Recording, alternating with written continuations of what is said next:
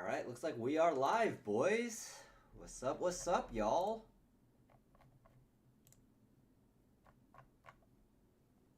Alright, looks like we're gonna be, let's take a look at what's on Hacker News today. VC meltdown.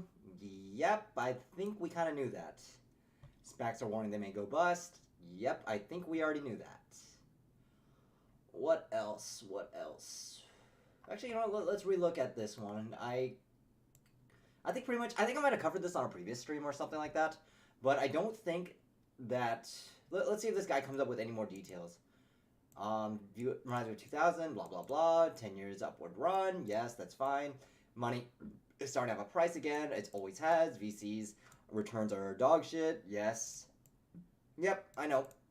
I think I mentioned this on a previous stream, that the overall return rate of a normal VC is pretty crap.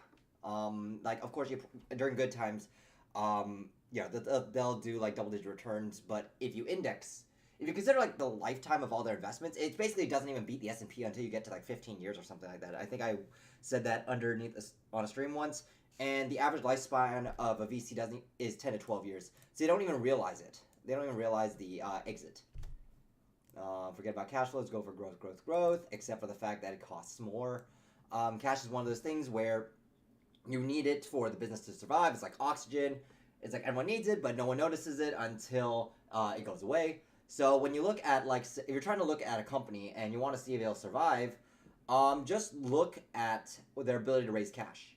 So whether that comes from their own product or taking out loans, except for the fact that if you've been taking out loans up to this point and you continue to take out loans in the future, you're basically gonna have to pay an extremely heavy price for it. Just look at Rite Aid, etc., etc. Shadow equity options, little no value. Yep, blah blah blah. Stacks targets. Yeah, pretty much. It turns out that businesses founded during downturns have a better long-run survival rate than the founded in more benign times. Yep. Because they can survive the downturn. So if they were starting the downturn and they survive that, then chances are they're pretty robust. This will be a test of employees. Yep. A lot of decision makers won't be able to live in the new lean environment. Okay, yeah, fair enough. Implications for investors. Plan for another couple of lean years. I'm fine with that. There are always opportunities, but you should not be in a hurry to seize them. Downturns don't usually last months. They usually last for a couple of years. Yeah, hunker down, blah, blah, blah. Service providers to these industries, such as landlords, are likely to take pain, but Uber as well are an example. Tech employees won't take so many taxis, especially high-end coffee vendors. Okay, well, consider I work for Uber. Thanks. Thanks for directly punching me in the gut. That's gonna be funny. Communities which are heavily tech-dependent employment will take pain with that proviso that the Bay Area has been inflated for so long that pain doesn't bring you down to anything like normal.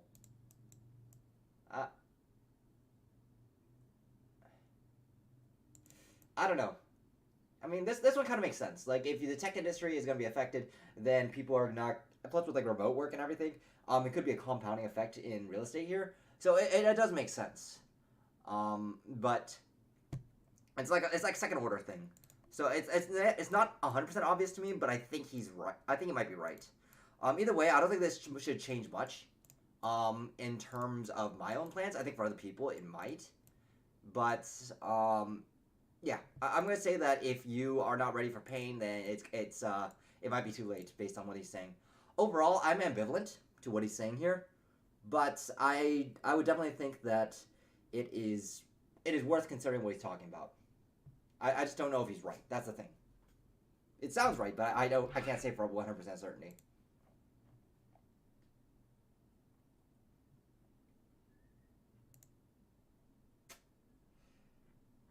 Let's see. We have another like 7 minutes. So if anyone has any questions or anything about like your upcoming interviews, feel free to ask them in the chat. Otherwise, I'm just gonna keep going through Hacker News and see what's up. How to rescue the world's biggest cargo ships. This could be interesting. As the Great Resignation hit academia, block your domain. Remote work is no longer acceptable.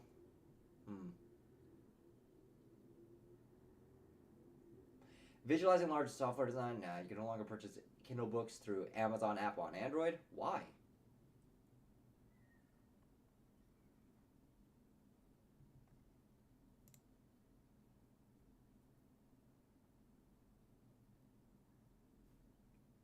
Apple-centric digital privacy tools, blah, blah, blah. Go programming language and environment. All right, let's take a look at this one. Go is a programming language created at Google since late 2000s. Okay, Symbol asks, I am currently struggling and stressing with my interview process. Any advice for someone who's done grokking the coding interview and LeetCode 150 and is still having a hard time with online assessments? All right, did you follow what's in the guide? If you followed the guide and you did grokking and you did EPI and you followed exactly the process of looking at your mistakes. I think that's the first thing I would ask myself. Am I looking at my mistakes? Second thing, am I correcting those mistakes? Or at least have a solution to them. The third one is, am I repeating those mistakes? The answer should be, for the first one, am I looking at my mistakes? Yes. Second, am I evaluating my mistakes? Yes. This is where the practice diary comes in. And the third one is, am I repeating my mistakes? So if you fail the first test, and you keep making mistakes, and the same mistakes, or you're not even looking at your mistakes, then chances are you've pretty much fucked up right there. So no wonder you can't pass the online assessments. But if, let's say you're reviewing your mistakes. The next thing is to have a practice diary and keep track of every single one of your mistakes. If you're not, then how do you know you haven't made the same mistake before? How do you know you're improving if you can't grade yourself and judge yourself? So let's say you did all that. Let's say you're looking at your mistakes and you're judging your own mistakes. The question then becomes, are you making the same mistakes? If you're making this with enough problems, you should begin to see a trend. Like, am I spending too much time on the design? Am I not getting the design step right? Or am I fucking up on the code? And you should always backtrack your way back to that one single point. There's almost always a single point of failure when you're not able to solve a problem or do well on a problem.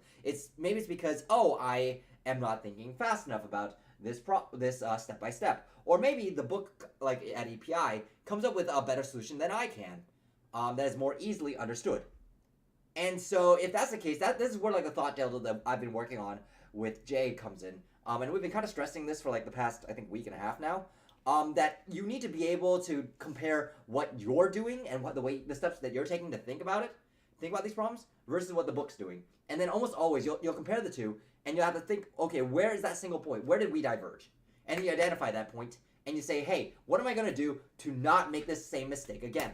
Here, let me show you Jay's practice diary for now, and Evan's practice diary, and you'll get a sense of what I'm talking about. So I really harp on this no matter which client I'm taking on or talking to. So let's look at this. This is Evan's practice diary. You can see here that he basically records his mistakes. He records what problem he's doing, and then he records what he's doing good, what he's doing bad, and what he could do better, right? And then there's also some kind of thought delta here where it's did not state the trade-offs between having more complexity. Oh wait, let me hold up. I realize I'm kind of cutting things off. So it's he said, pay attention to details. One tip I gave you was that you could develop a little further your idea of having asked tuples, and you erased everything and discarded the idea of tuples. So in this case, he's saying that you had the idea and you eliminated, you basically threw that away, and then you decided to do it again. So this is recognizing what was I inefficient at. So I would ask myself if I'm doing that.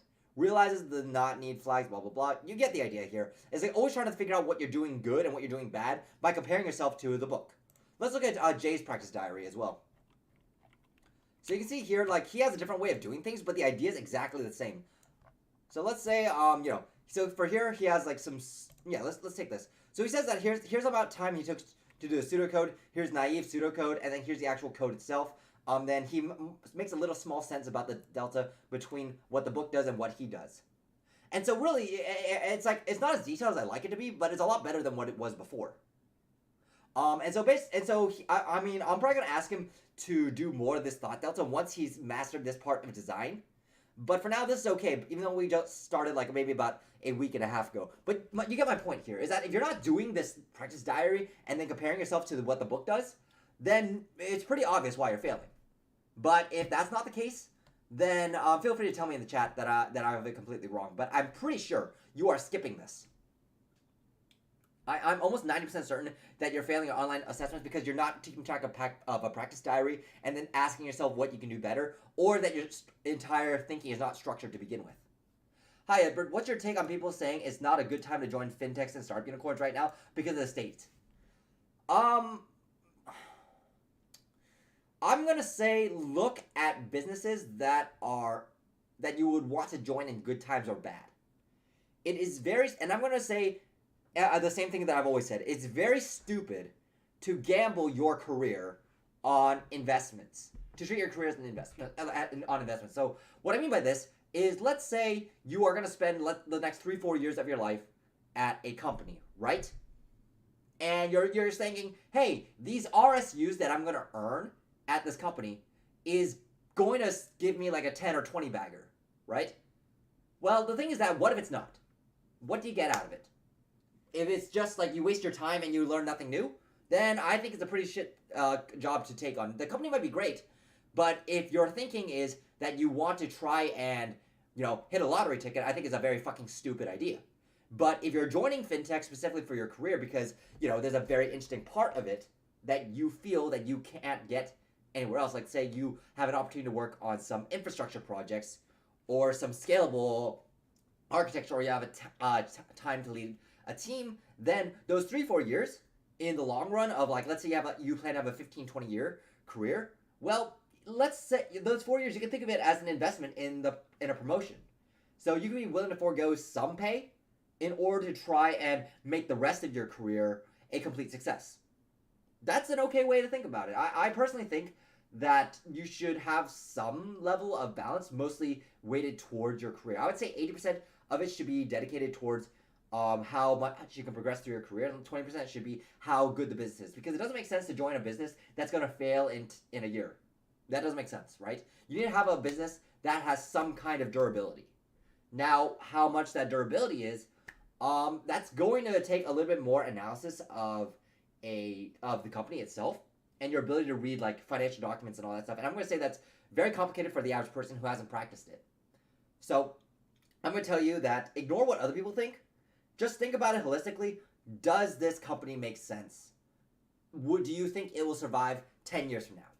Just pass that litmus test. And I think I have a little blog post of how to evaluate and think about these companies, actually. Look on my website, enchantech.com, under blogs. It should be called It's All Too Fast. Anyway, it's 8 p.m. Let's bring on my client.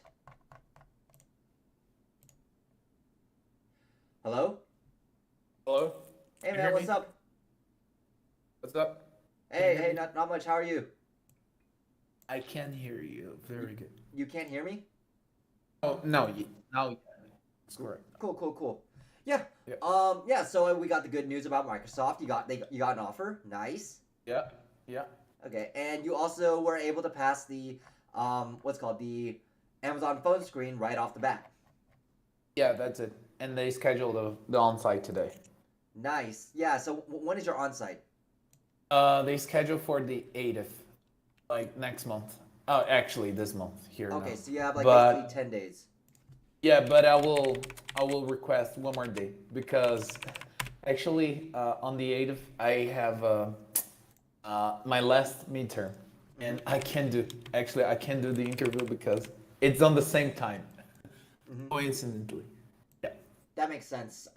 Yeah, and I'm gonna say that you've got the right thing here going on here. So let's mark this 6-8. Amazon. Target. Okay, so we've already beaten the 5/19 Microsoft date, and we got through that, no problem. And so you basically have 10 days essentially to try and spruce up whatever you have got going for Amazon. So that's fine. So let's talk a little bit about that.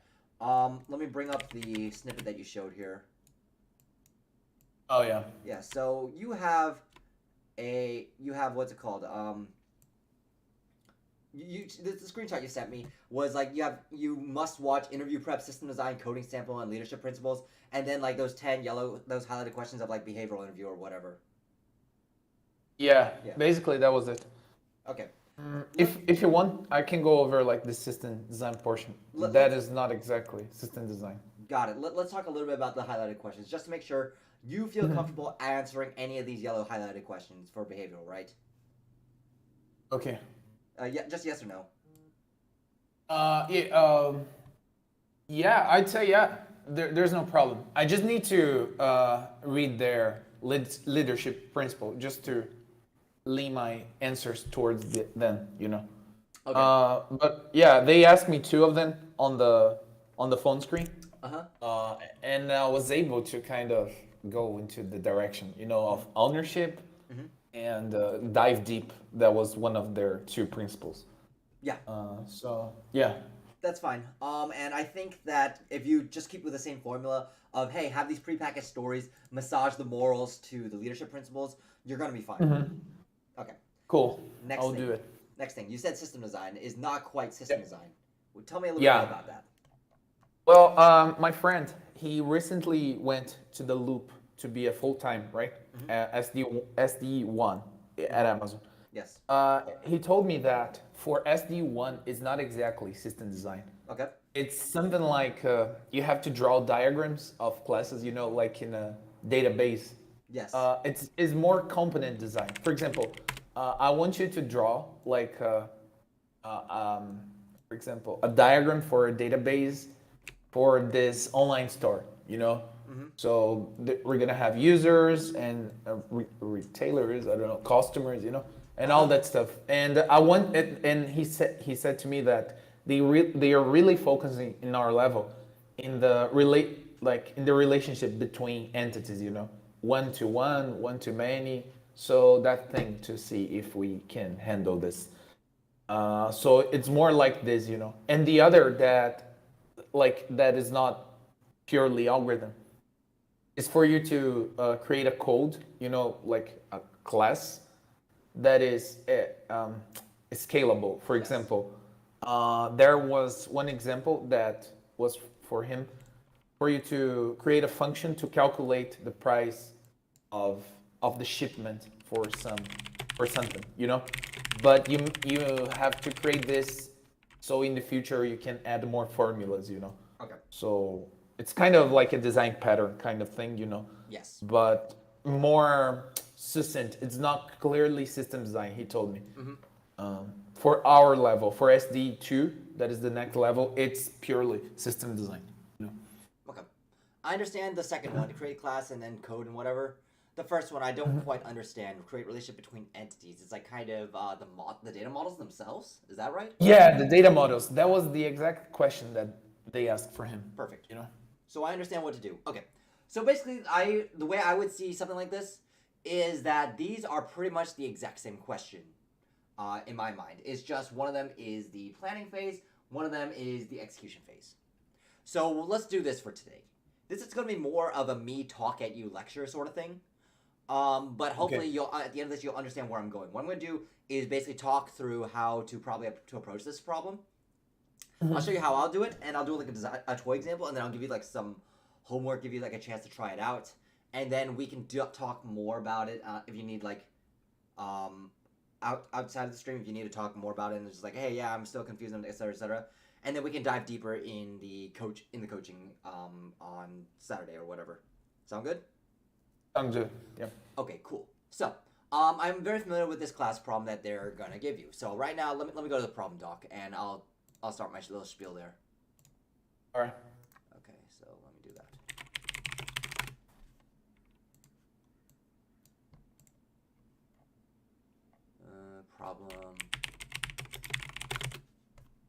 Problem sheet. Here we go.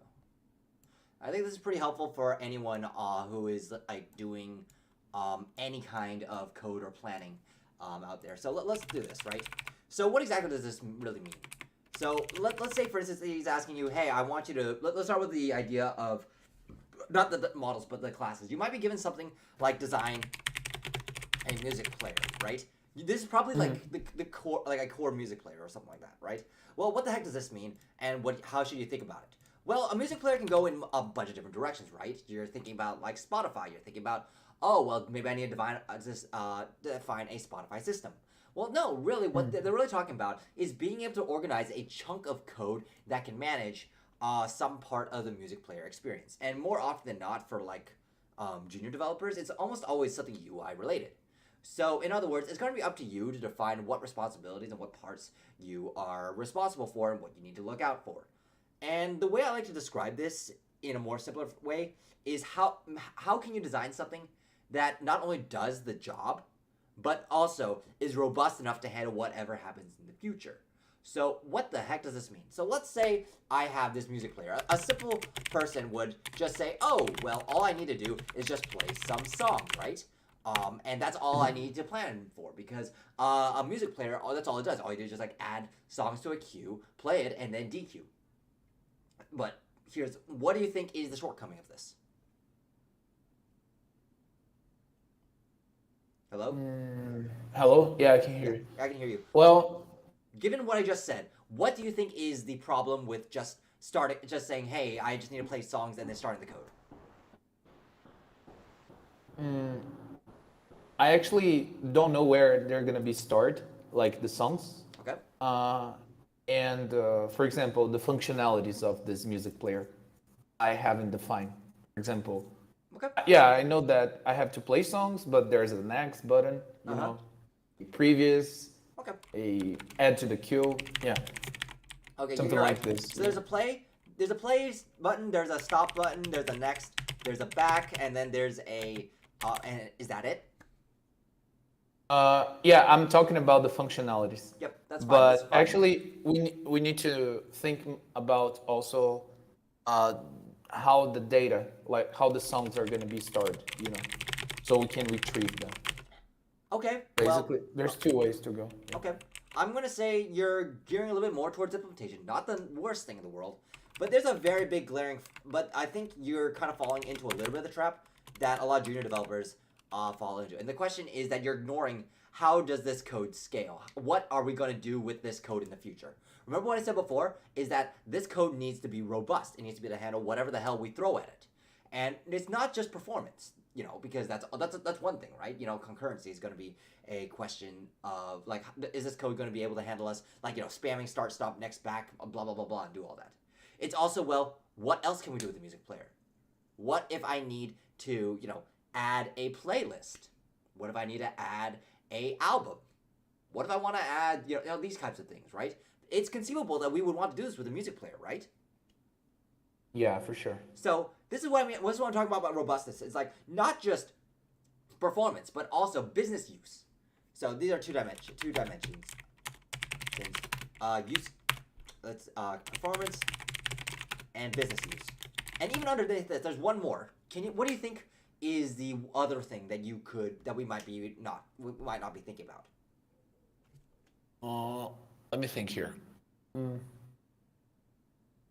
Okay, performance, you're talking about how the code scale. Business use, as you mentioned, Not code is scale. other It's more like, how does it functionalities. perform under load? Like, for instance, if I like spam start, stop, start, stop, start, stop. Okay, you must be able to handle this. What else? Hold on, let me turn the light. But keep going. I'm trying to think here.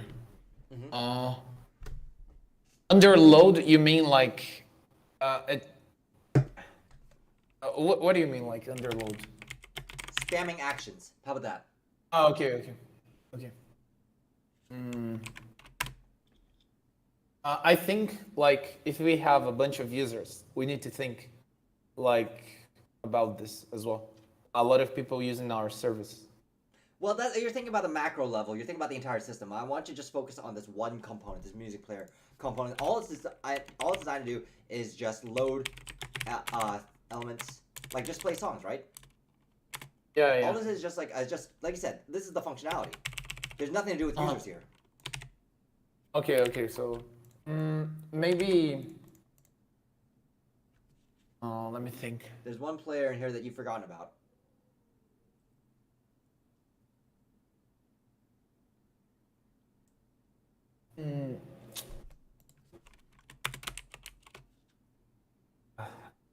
Never did this, but anyways, I'm gonna try. Like, It's fine. If you, maybe- just let me know what you're gonna throw in the towel. yeah, Okay. maybe the architecture. I don't know. Like, Close.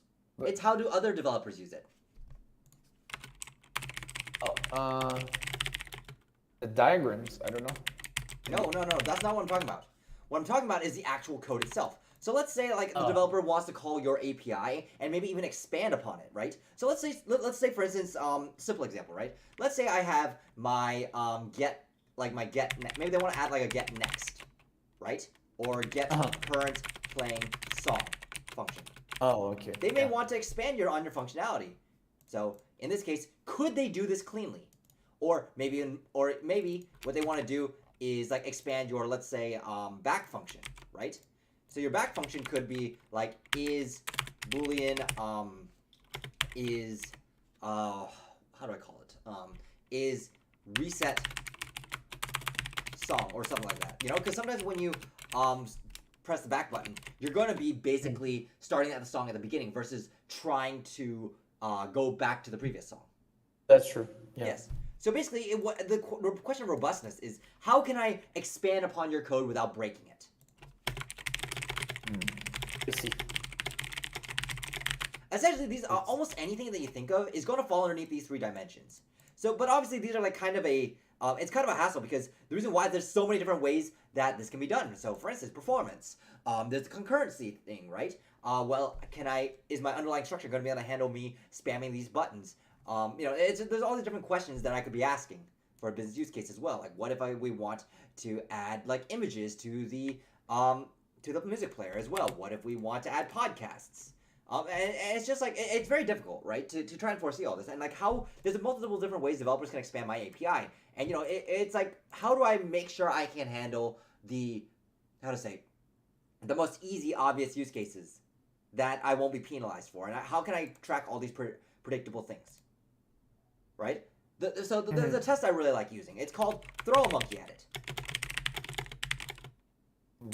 Throw a monkey at it. This means that basically think of the lowest IQ person, user, or developer that is going to use your product, and see if the code survives. Right? That's all this is. So what am I going to do this? So performance. It's very easy. Let's say you have your music player, right? And the monkey's just going to keep spamming random buttons. So does your code perform under that situation? So if all you had was like a queue that was like had some kind of memory constraint underneath, well, that means that you would be able to handle concurrency properly. And, well, the thing is that if you handle concurrency incorrectly, you might choke the UI. You might choke the actual music player as you go back and forth, and try to resolve that. So, in other words, your concurrency needs to be super efficient. Can't be like, oh, let's stop everything, reload the queue, and do like some very long operation and hold up all the other actions. And, we might end up like freezing the entire UI. You've probably seen that, right? Like when you encounter deadlock. Yes. Next case, business use case. What does a monkey want? Well, what if a really dumb person? It's like, oh, there's a music player. I should be able to play podcasts. I should be able to play radio. I should play albums, musics. I should be able to try maybe even playing an entire artist. Can we account for all this expansion that maybe some dumb business guy wants? Now, because as our developer, our job is to really protect the code base, right? But that also means that we should be able to massage it, be able to grow it without breaking all the past functionality, despite all the stupid shit business development might want to throw at us. We might disagree with them. We might disagree with the direction the VP wants. But at the end of the day, if it's our job to do it and it's something that the business wants to do, we have to do it without breaking all our crap, right? Now, developer. Imagine the low IQ developer just randomly calling your functions or randomly expanding on it. Could you design your code so that way the developer who is calling all this is going or wants to expand on it is going to do so properly? What does it mean by fucking properly, right? Well, again, like what if they decide to like say get next and then decide to add, oh, let's expand upon it by adding a flag in here, like some int flag, and then say if flag equals 1, then do X. If flag equals 2, do Y. Blah blah blah. Right? To me, this is very fucking stupid. Right?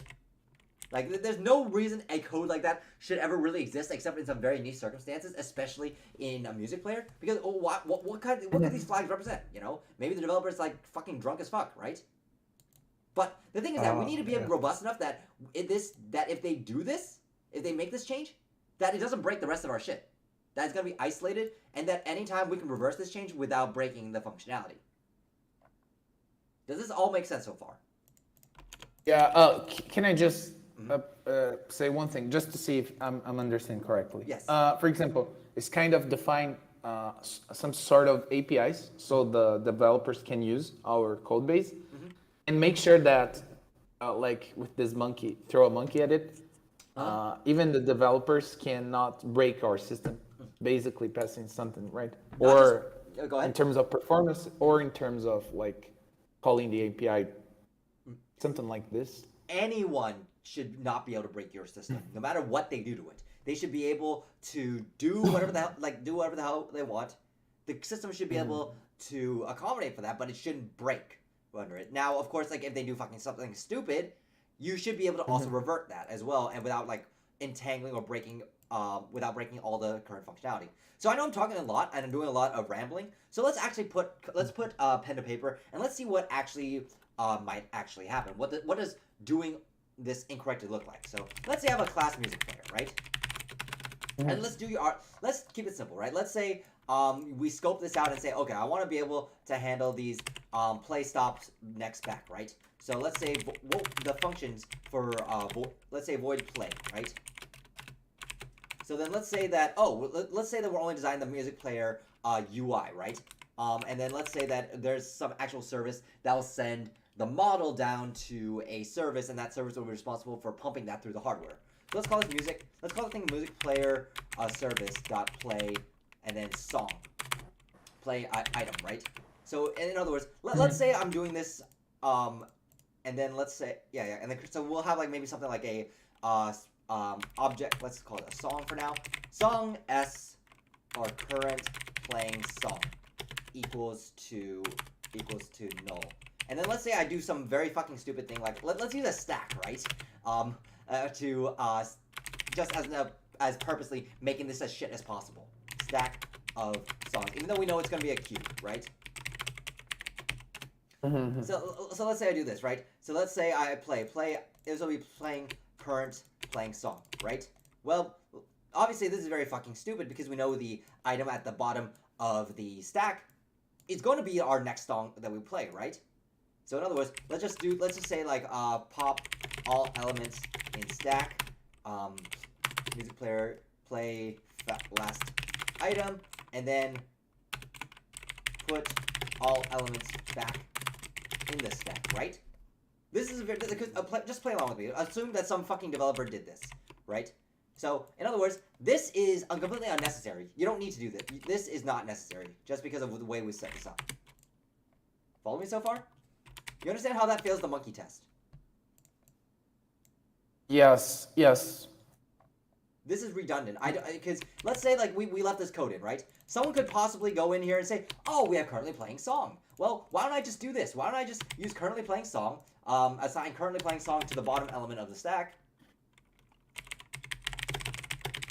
and then put all elements back in the stack. You know, it would work exactly the same. You see how like this basically this lets the monkey blow up our code because now we have to keep track of two sources of truth. I see. Yes. So this is why it fails the monkey test. So then let's roll with this idea of okay, let's for now assume that we have a stack here, right? Let's go to the stop next back. So what exactly would stop do, right? Up, void next, and then void back. Right? So then let's say that we'll do the exact same thing here. Stop, and music player dot stop, currently playing song, void dot next, and then we'll say, and then we'll like evict pop elements in the stack, evict bottom element, music, and then we'll just call play,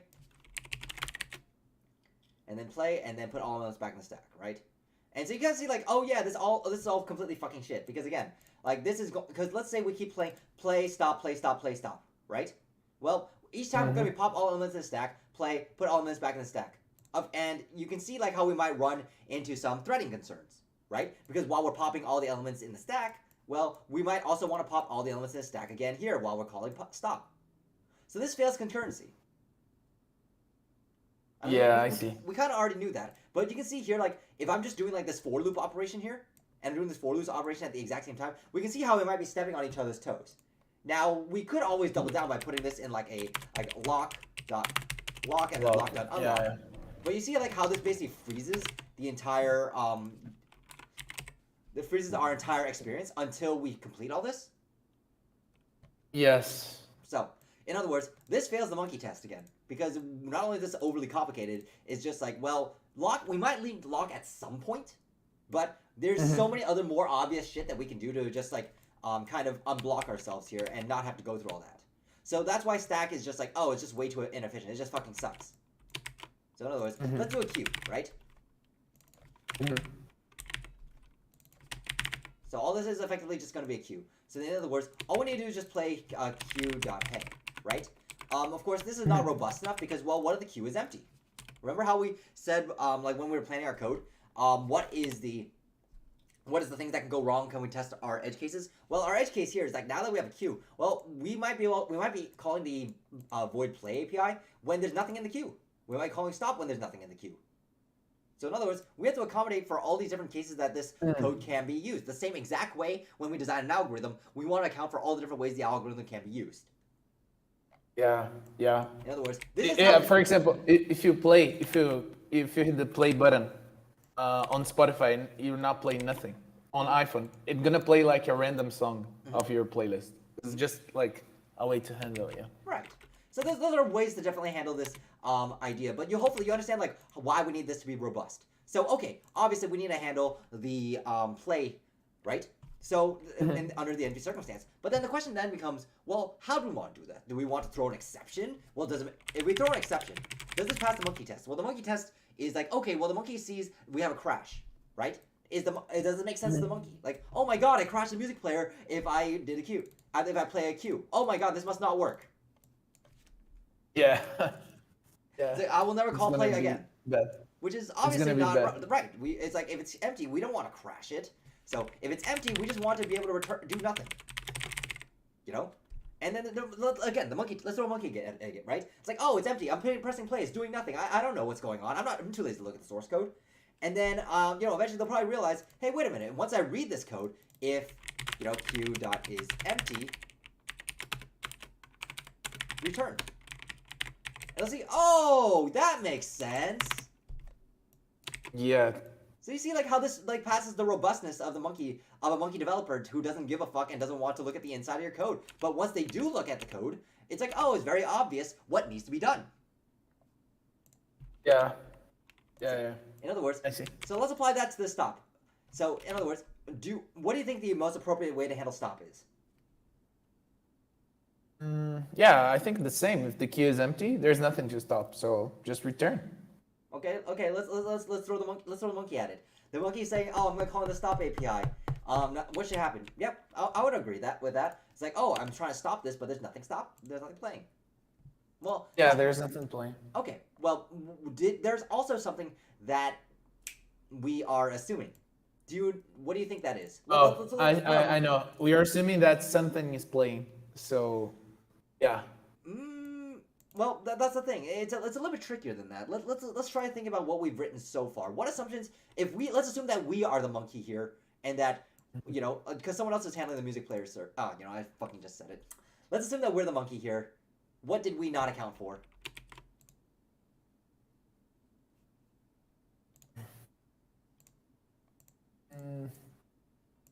I think. Or what assumption are we making?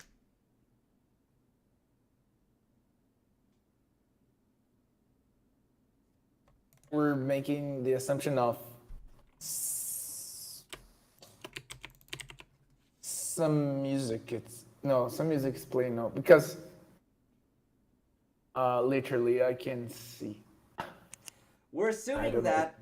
Okay, I might as well tell you. We're assuming that we're the only one accessing this music player service. Do you understand why that might be a problem?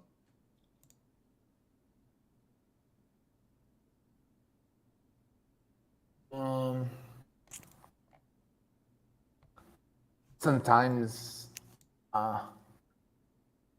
we can the concurrency thing, like maybe we can stop somebody's song. Let me make this a little bit more clear here. What about music player M player A and then M player B? What happens?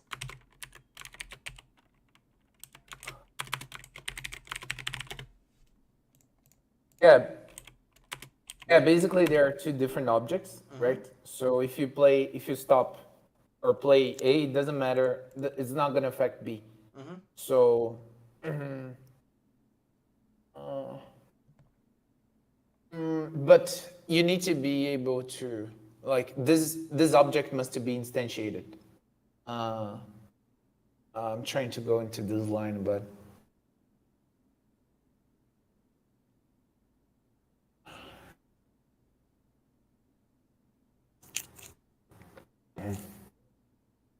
I'll make this simple for you. Should music player A affect music player B? no, exact no. Well, that's up to for debate. You know, like if I instantiate it, am I gonna should I get a same instance or a new instance? And if I do that, well, because that means that well, if I call music player A and I play through music player A and I stop through music player B, is that okay or not? You know, sometimes you No, might. that's not. No, that's not okay because there's nothing to do A with B.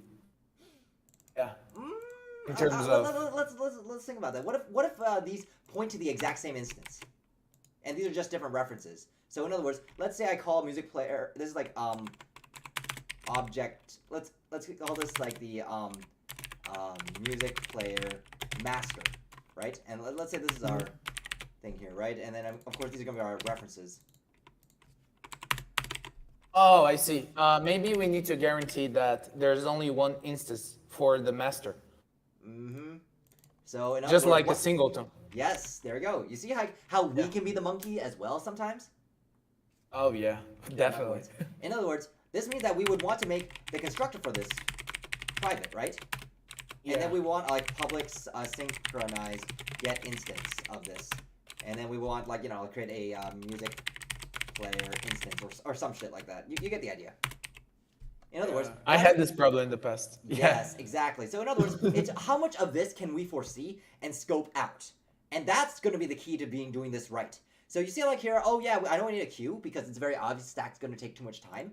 I obviously am going to need to think about, oh well, should we have one music player in this app, or are there going to be multiple music players fighting for control over this underlying music service? Well, that also implies that we want to separate music player from the music player service itself.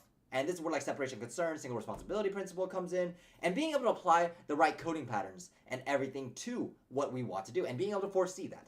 This is what the what's it called, the interview is actually really trying to test. It's not just the knowing like all these different dimensions. It's you being able to foresee all these different dimensions and planning ahead before you even write a single line of code. Does that make Oh. sense? Yes, because like the last time I had this problem, I had to write the code and like actually see the problem, because I was instantiating something that I should not have multiple instances, and then I use the singleton, but like kind of know this ahead of a time. Yeah, it's a challenge, but it's something to Yes. train. Yeah. Yes. And then okay, let's say we did this. Now, let's notice something. Huh. Well, what do you think is wrong so far? Let's say like I filled in my next, and I might back or whatever, right? Well, actually, let's do next first, and then I'll tell you where I'm heading with this. So let's say I'm doing next, right? So you're gonna say, hey, if queue is empty, return blah blah blah, and then we'll say queue.head.pop, and then music player play head, right? Yeah. Let's call play, and then we'll call our play API, right? Yes. Now, what do you think is wrong with this?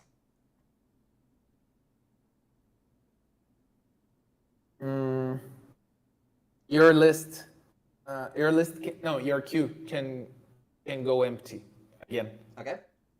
Because if you pop, there's nothing to play. So then, Well, that's yeah, fine. there's nothing to play. That's fine. Well, that's acceptable. But I'm saying take a little bit more bigger view. Throw the monkey at the problem. The monkey okay, the so monkey presses next. What does the monkey do?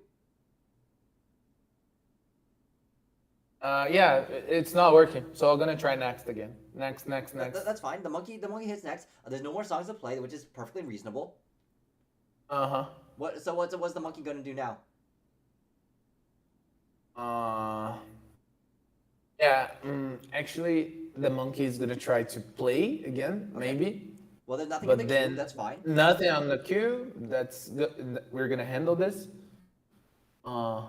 Oh yeah, the monkey can go back. Like, okay, so let me go back to the older song that was playing previously. But there's nothing on the queue. Uh-huh. And yeah, you will see that nothing's gonna play. Mm-hmm. Exactly. The monkey is like, wait a minute, where's my song? You know? So That was playing. he's not gonna foresee that. He doesn't know what he's fucking doing. He's just pressing things back and forth. And so he's like, hey, wait a minute, I should get a song back. So then keep in mind, the monkey is somewhat reasonable, but he's not a complete idiot, but he's just gonna try doing everything he can to wreck your system. So in other words, yes, this is why this is wrong. So it's being able to foresee that. It's like, I have one question. Yes. About this. For example, we are using a queue, right? Mm-hmm. But for example, when you create a queue of songs on Spotify, for example, it's gonna happen this when you're in the end of the queue. There's nothing for you to go back. But like for example, if you're listening to an album of some band, and yeah, actually, when you're in the last song and it finished, you cannot go back in the album. Yeah. No, I was just wondering a few cases here because if you're in the last song, you can go back into the first one. You know, and that's not a queue behavioral, but. Yeah, it's kind of those constraints, you know, that we don't think it a lot when you're using. Yeah. Yeah. And so it's being able to really come up with that, right? And so in this case, I would argue that, okay, well, we need to have two queues. One of them is the current playing queue, and then one of them is the past items queue. Because, or in this case, you might be able to like negotiate with the interviewer. It's like, hey, if the person presses next, we're at the end of the queue, and then we come back. Should we be able to actually play that last item? And then he can put a constraint. Not if the first queue is empty, no. But if the first queue, like if the first queue is not empty, you can go back to the song. Yeah. So this is something that you're going to want to clear with the interviewer before you even touch a line of code. So it's about being able to, again, like I said, it's about being able to see all these obvious different monkey things that are going to happen. What else do you notice that we have like kind of left out in this discussion as well? Let me try to think here. Yeah, actually, we were just handling the cases of the play, pause, stop. Actually, play, stop, next. There's pause. Let me see. Yeah, yeah. Can we consider stop as a pause? Yeah, sure. Let's do that. Let's consider a stop as a pause or whatever. It doesn't matter. That's not Because what I'm forgetting. What else do you notice that we're missing here? Yeah, we're not creating the APIs of like insert new songs, for example. There you go. Yeah, and we may be able to handle this as well. Okay, yeah, exactly. So the question is, well, I want to be able to queue up new songs. Where the hell do I do that? So the question then is like, okay, well, the question then becomes, okay, well, do I want to put that in play, the play field, or do I want to open a new API for that? So NQ, yeah, maybe NQ, yeah. Let's talk about that. Why would I want to create an NQ function versus just putting, like a song S in here and then adding it to the queue?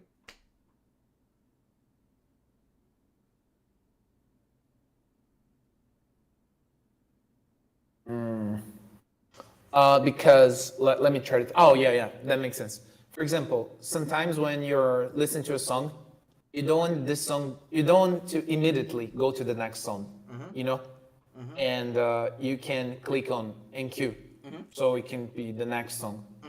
That's a thing I do a lot, actually. Yeah. So that's a case.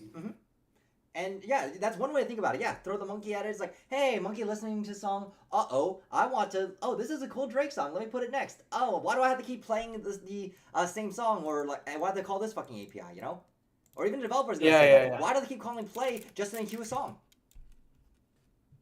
It's like, oh, dumb. This is so dumb. So that's why we can rule out we can rule this out and just make it simple. And of course, more the more professional way of saying this, or the more programming way, it's like single responsibility principle. But I personally think it's like let's not make a dumb decision, So let's say we avoid NQ, and then we have a song S, right? Which will then add a q dot add dot s, right? Which is fun. But for example, One question here. In a case that you want to play the actual song, Yes. uh, you may need to receive a parameter, right? A Should song we? S on the play. Should we? Um, Why should or shouldn't we allow to have this API?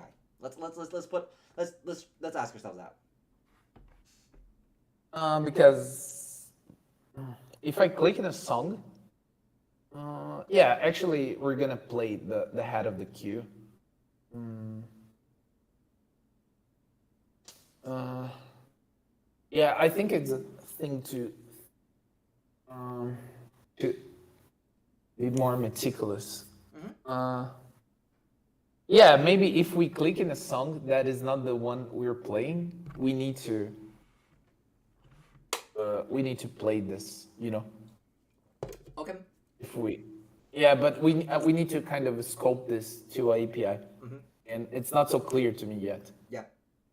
This is another question that you should ask the interviewer at the beginning. It's like, hey, do we want to play things at the front of the API? And this would come as a logical question of like, oh, okay, I want to enqueue at the back of the queue, but then, well, I want to play things at the front of the queue, right? So this is obviously very fair to ask, and most likely, I think the interviewer would say, don't worry about that for now. But let's say the interviewer said, yeah, what kind of API do you want to put in front of it? So, oh, do you really want? It's like, do you want to open a play API with a song? Well, let's say we go down that road. Well, what else could we want to do? Other than play other song.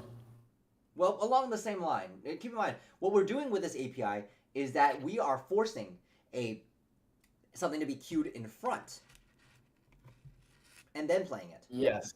So my question to you is, well, let's put our business hat on, or whatever. We'll pick one of those three hats and then think about, like what more are we missing out here? Oh, I see. For example, sometimes we may want to create a playlist without affecting the songs we are listening. You know, so we can listen Not later. quite. That's not quite what I'm getting at. Effectively, what this play means is that, hey, we're able to add elements out of order. You know, instead of adding things at the back, we're adding it to the front. So, what about rearranging the queue? We're putting things in an unnatural order. Why can I do that? Business guy says, business guy in the room, let's say you talk to some random business guy, right? And he says, oh yeah, let's add some stuff in the front of the queue. It's like, oh, wait, can we add stuff in the middle of the queue? Can we rearrange items? Yeah, that makes sense. You see, like how if you want to, yeah. Yeah. The business guy is like, hey, I'm making that next logical leap.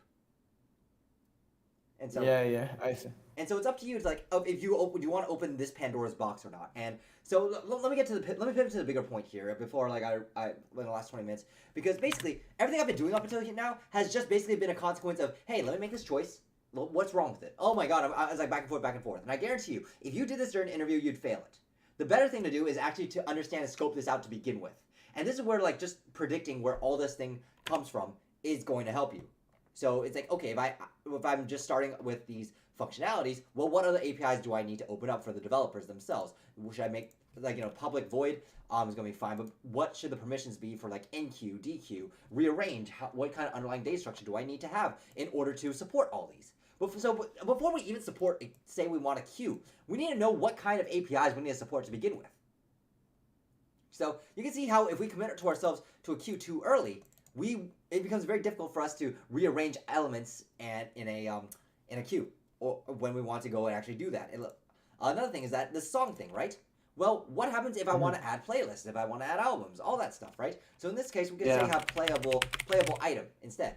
So make the API a little bit more flexible. So we can enqueue a playable item and then rearrange a playable item, etc., etc. So does that mean the music player service itself should have a playable item at the end of it? We don't know. And so this is like, I'm asking. All I'm saying here is that it's very much an art, and you can always keep trying to find out what the other things you need to figure out. It's just like throwing a monkey at the problem. But overall, when it comes to like I'm going to transition this to the diagram portion, which means that if we go to like let's say a diagram, right? So music player, and then you have a music player service. So this is where we start getting to the high level API. So what should the music player expose to the music player service and vice versa? Should there be what kind of direction do we want to have? Should a music player service be instantiated with multiple services? Should we have like a music player service and then maybe like a radio service? Do we want to divide that up? Or maybe, we want to have like some relationship here where we have a playable item that is an interface for song, podcast, album, playlist, etc. How do these things all interact with each other? And so this is why I say that when you're thinking about these two different interviews, they're exactly the same. Actually, it's about scoping and understanding how these models should play with one another, the same way how how these APIs can actually be called and the code underneath it works. All this is just the planning before you actually do the code. So if you can do this in your head, you actually can do both of these interviews. I see. Yeah. So I know that was kind of a long 40-minute ramble, but the point I'm trying to get into your head is that these two interviews are exactly the same. You're just trying to plan out how all these different components should play with one another and what you might want to do with it in the future. I see. So all of the points that we were making, like this back and forth, I should be able to plan this beforehand, right? As you mentioned, Yes. just to make clear here. Exactly. And make my decisions based on that. Yeah. And it's possible to go too far in that direction. What you really want to do is handle the plainly obvious ones. Again, the ones the monkey is going to do. So the plainly obvious ones is, okay, let me spam the fucking back and forth button. What happens in these corner cases where I get to an end of a list and I want to go back? Can I retrieve my items? Can I rearrange items? And the interviewer, and this is where like the interviewer is going to have that conversation with you. It's like, do I need to handle this? The interviewer is going to say yes or no, don't worry about it for now. Maybe it might be beyond the scope of the interview. But at the very least, you'll show that you're thinking about it. And once you've handled all the most obvious points, and your code is robust enough, then you should be able to refactor it to handle the more obscure situations. And that's why you need to throw the monkey at it. It's like, okay, let's say we refactor it, right? We cannot afford to break the existing functionality, and the refactor should be very obvious. Let's go back here, right? Let's suppose that the person said, oh yeah, let's suppose that the interviewer initially said, oh yeah, just worry about songs only for now, right? Now, okay. And then let's say, oh, let's support albums and playlists. Oh, it's like, okay, well, let's do playable item, right? Playable item, right? Well, technically, this code is robust enough to be able to handle that refactor, as long as Music Player Service has a playable item ahead of it, right?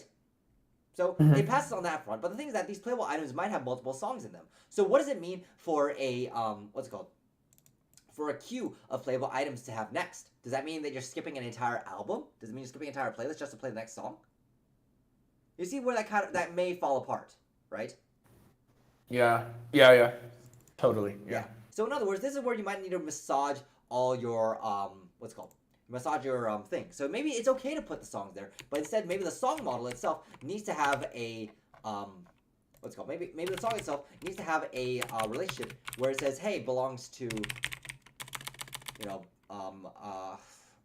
like owning containers. Let's have a owned, or let's say, I don't know, playable container, and then that container can be a album, playlist, or whatever. So maybe something like this. I don't know, but that's a discussion that needs to be had. Depends on like what level the discussion goes to. Because then what you can do is that you can dequeue and let's say enqueue a playable item S, and then you just say playable. You just say queue.add all playable item S all like playable items, something like this. I don't know, but again, this is like these are all the possibilities. But notice there the core code is relatively robust to be able to handle that. Yeah, I see. I mean, it's like at this rate, it's kind of hard to. It's not super rigid. It's not impossible to change. So it's very flexible, but it's still robust enough to handle everything that we want to do in the past. Now, if your code is very brittle, and you have like those extra like current playing item like whatever objects and a bunch of unnecessary objects that don't need to be there, then your code can fall apart. Or another way to do that is you have too few variables, and then you have like a bunch of functions that do repeated tasks. Then that can also fall apart. So for instance, if we had that like instead of enqueue, we had this like playable item API in here as well. So you see, like, it's being able to find that balance, and this is where, like, instinct and being able to do this over and over again is going to help train you. But at the same time, it's not easy to do. It's like, yeah, every single decision and conversation you have to be able to anticipate and justify. Yeah.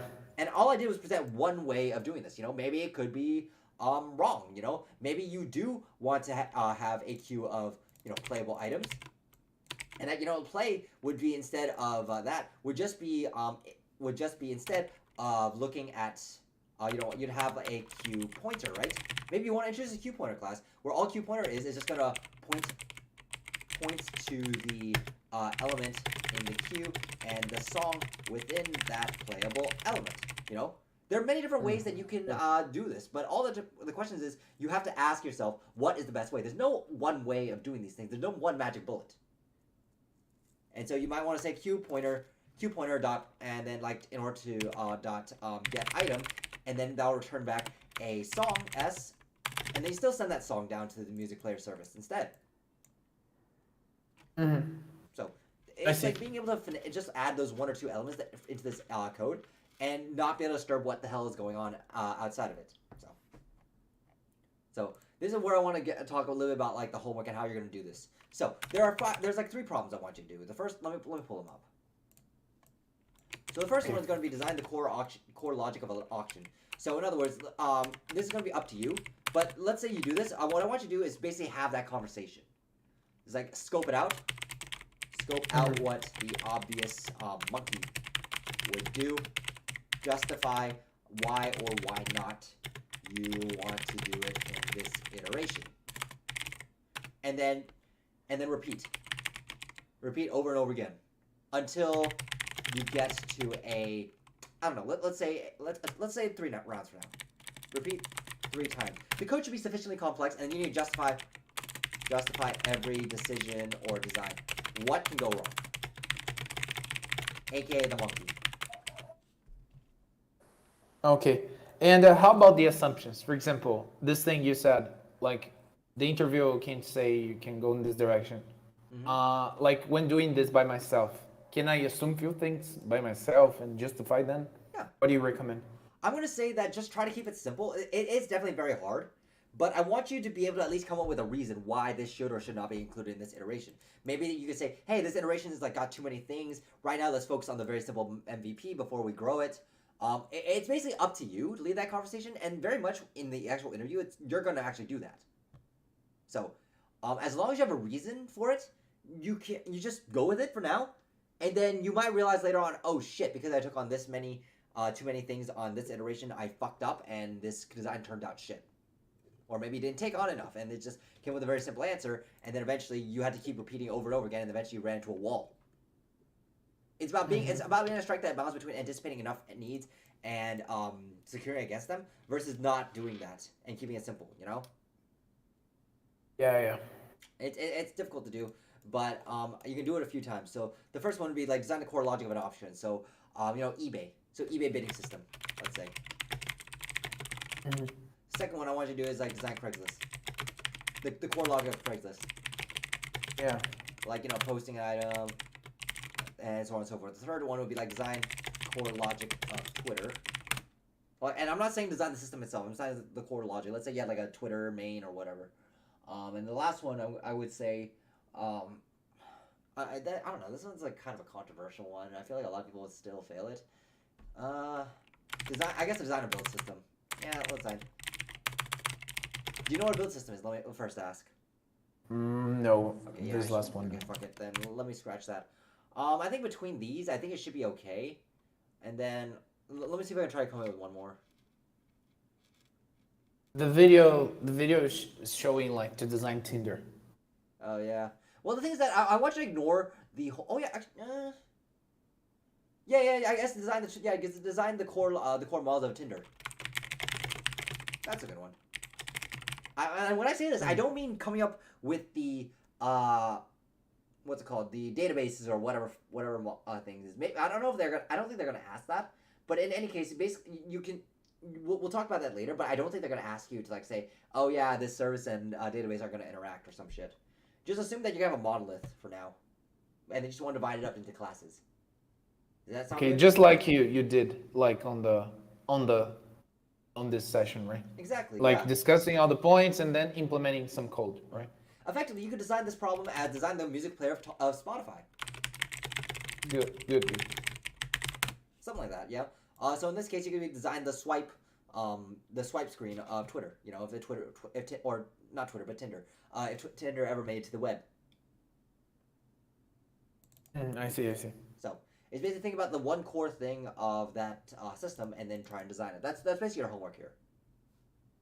Do you recommend me to record myself for those, or just training? I would say try to do it yourself, but then like maybe write down like the questions. It makes it easier for me to grade because I can give you a faster feedback than have to watch the entire video. Cool, I'll do it. Yeah. And the point of this exercise isn't to necessarily get the answer right or wrong. It's be able to make the correct trade-offs. Does that make sense? Yeah. Okay. Yeah. Either way, I think Okay. based on what I saw today and based on how you performed, and you said you performed in Amazon, I think that you're pretty much good on the leak code front. But I want you to at least give this a try. Okay, I'll do it. Yeah. And I actually gonna rewatch this stream because like there's a lot I need to learn by your argumentation, you know. yeah. Like your arguments. You have very clear arguments that I never think about. I will So say this. I'm gonna try to mock them. This is not too dissimilar from what I did with Russell's coaching sessions when I talked about system design. It's almost the exact same questions. The only thing is that the only difference between that and what we're doing here is that he's resolving it using databases and queries and sharding.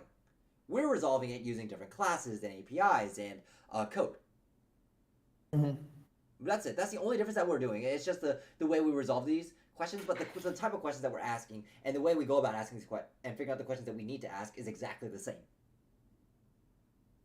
Okay. So, it's I a might very take rich a look area, on especially if you Russell's don't have a as lot of experience. But yeah, I Yeah, don't it's expect you gonna to get this right the first time or second time. I mean, we have 10 days, but based on everything we talked about, I think you should have a pretty good grasp of these things. Good. All right. Anything else? Oh yeah, one last thing. They actually sent me a prep meeting again, also, just like Microsoft. Do you recommend to watch? I mean, it's up to you, dude. It's I'm gonna say that given how obvious the last Microsoft meeting was and how you basically rolled your eyes at it, it's up to you. I would say at Oh least yeah, but at least pay attention to the system design thing or whatever that the weird yeah, interview. I was worrying about the system design. Maybe they can give like some key points that they want to hear. You know. Yeah, and let me know if you hear anything like completely different or that sounds really off, and we'll discuss it. But yeah, I think it's not a bad option to at least hear them out. Cool. All right, cool. Oh, and there's one more thing here. It's gonna be all in Portuguese, so it's gonna be easier for me. All right. In terms of discuss. Awesome, awesome. So it's played to our strengths. Great. Yeah. All right, cool, man. Okay. Anything else I can help you with? I think that's it. All right, cool, man. Sounds good. 10 more days, and then we're once we pass and clear Amazon, we're home free. We can start negotiating offers once we get those. Cool. All right, sounds Okay. good. Take care, So man. see you Saturday. See you Saturday. Okay. Bye. Bye bye. All right. Any questions from the stream?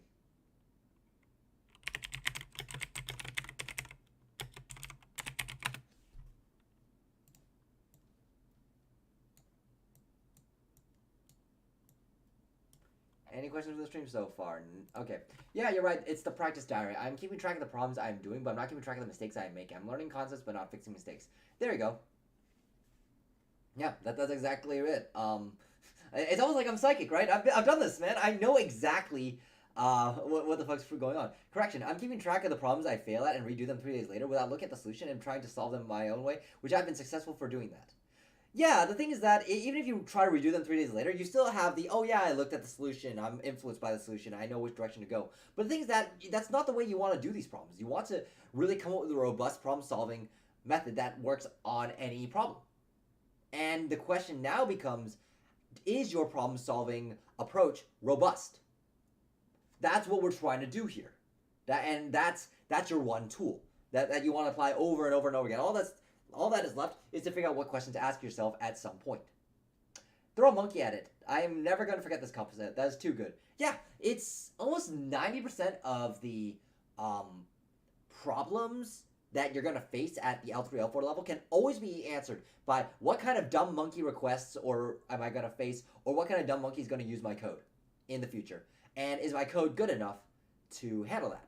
Now that's not an insult to developers. Actually, the thing is that I'm a dumb fucking monkey. You know, I use code, just copy paste it and move on because I have I don't quite understand. I'm very bad at Bash, and so I'll copy some kind of Bash script that seems right, that seems to do exactly what I think it does, but I'm not gonna be able to read what goes on underneath or pop open the Linux man all the time. I'm gonna assume that hey, whatever's documented and plainly obvious kind of works. And that's kind of the way we developers use these systems until we get a little wise to it. And the moment we get wise to it and actually understand it, we kind of oh yeah, I now understand it. I'm kind of moving on to a new job, and then we start the whole process over again. Honestly, I don't know why we torture ourselves like that. I guess just because we're ADD, fucking love to solve problems that we don't understand. And the moment we understand with it, we're bored. The moment we become confident, we become bored and just go on to something else. I don't know. That's me at least. And so yeah, just having that safe assumption that someone isn't going to understand what you wrote and just going to use it anyway, I think is a pretty powerful tool. It's not an insult to people or people's intelligence. It's really more just a nature of hey, well, we have an open door policy of developers are going to constantly come in and out and use our stuff without really understanding it. And it's a very safe assumption because in the best case scenario, they do understand it, and they understand our logic for it, right? And this is very much like what happens in very well-maintained open source software. The worst case scenario is that people will use it and complain about bugs that they don't read, and they don't read the code or documentation.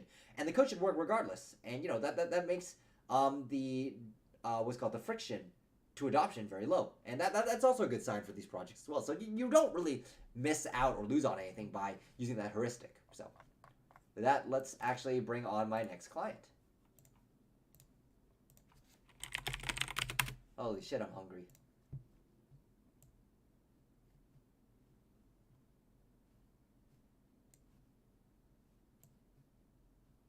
Okay, he's ready. Let's go.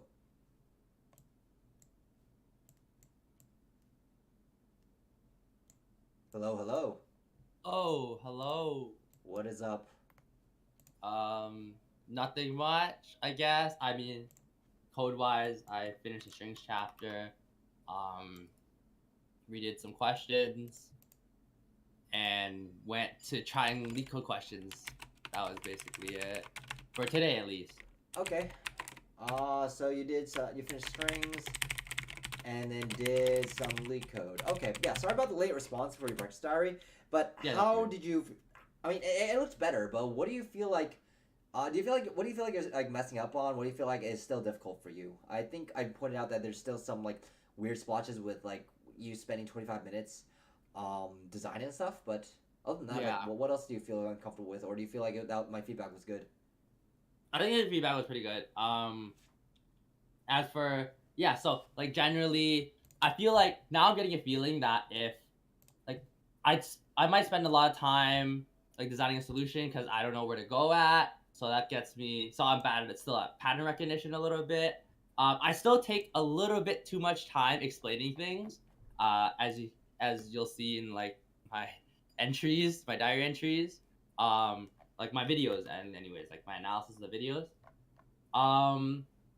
Also, I feel that once I understand something really well, once I understand something really well, it gets hard for me to say it a high level description, and I just say oh, this is how I do it in the code, sort of thing. Okay.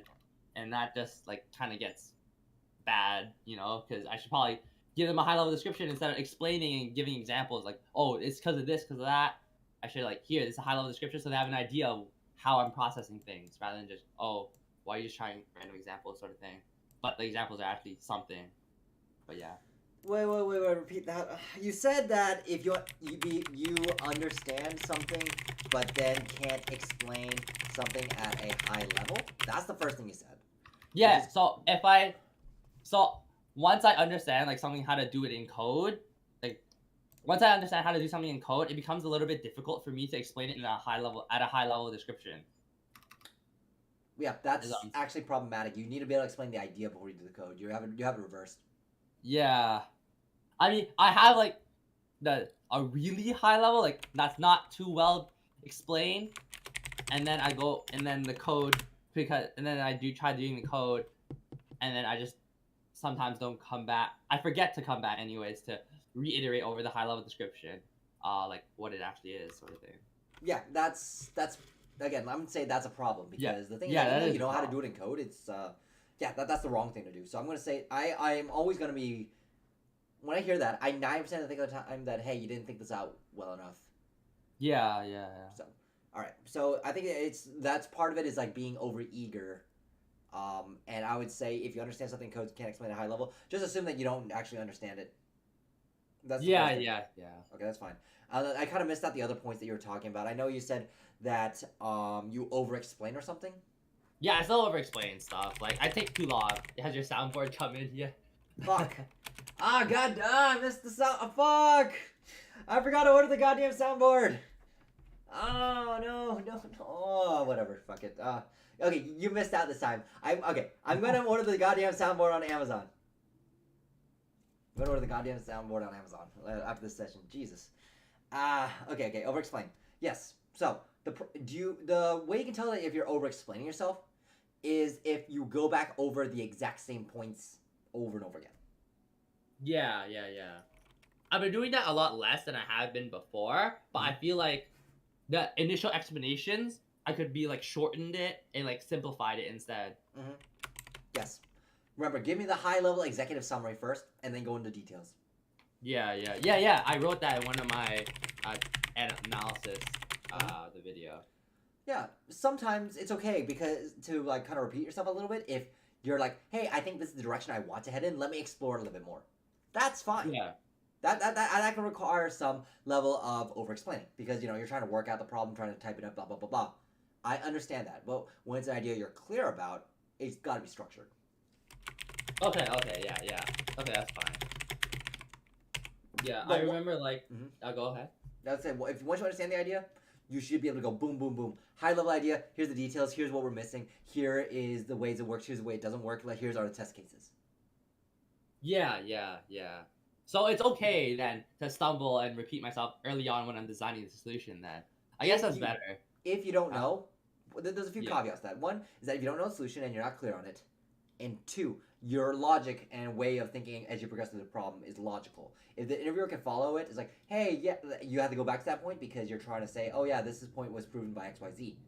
Fine. Or maybe that point was disproven because you anticipated some other test case. Fine. I have no problem with that. It's again, the point is that you shouldn't ramble. There needs to be a logic to the way you're solving it. So over explaining can be okay if that underlying logic is okay. Okay, yeah. All right. And then was there anything else outside of that you thought was problematic? I couldn't quite get that. Yeah. I think that was it. Like the main high level ideas from what I can remember as problematic.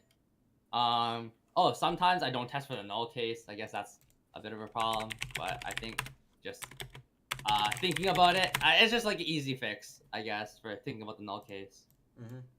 Okay. Yeah, like I said in the last one, think about throw a monkey at the problem. What's the worst that can happen?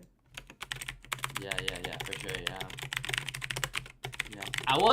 One thing I was proud of though is because I did the question read a string sinusoidally because it looked really complicated, and then after like since I mapped it out, like I tried out examples, it became a lot more clear. So that was nice. That was a nice feeling of solving that problem. Yeah. So this is like kind of throwing the monkey. Throw examples. Yeah. Good. You're catching on. Okay, and is there anything else before I need to know before I look at the I'm gonna look at the practice diary, I'm gonna look at the replay. Yeah. I think that's it. I don't have anything else. Oh, other than like I don't know how to make I need some help on making my delta a bit more detailed is all. Because I'm having a bit difficulty because sometimes like most of the time, like not most of the time, like sometimes when I have like the same code, the same idea at least as EPI, it's just like a code difference sort of thing. I'm not sure like, is that like I feel like mine's a little bit more intuitive sometimes, but then like sometimes there is a bit more intuitive. Like how do you get the code of how to make the code cleaner is what I'm saying. Because we had the same idea, it's just we implement it differently. Okay. I'm gonna say the rule of thumb is if they use some really weird Pythonic shit like the lambdas or something, I'm gonna say don't worry about it. But if they do something that's plainly clean and obvious and very easy, like for instance, like I know that a good example is that when you do a spiral ordering of a matrix, they have like a very clean left, down, right, up, enum stuff. That one Yeah, should be yeah, one yeah, that you should be able to do because yeah, that is so plainly. I won't say it's plainly obvious. It's more like it's very clean and very easy once you think about it, and it doesn't require any crazy specific Python like how do I describe it? Any weird Python knowledge that wouldn't be available to someone just starting out in the language. yeah. So like some language agonistic stuff sort of thing. Exactly. I could write the exact same thing in Java. I mean, technically Java has access to Lambda functions, but it's like the basic cookie cutter shit that they teach the kids. You know, you should be able to do it with that. That's the extent.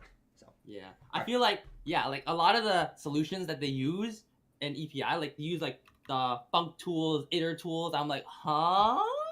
Like, cause like initially I get it somewhat now, but my first initial thought is not to do that. Is my first initial thought is to use a for loop to implement that instead of using that functional programming shit.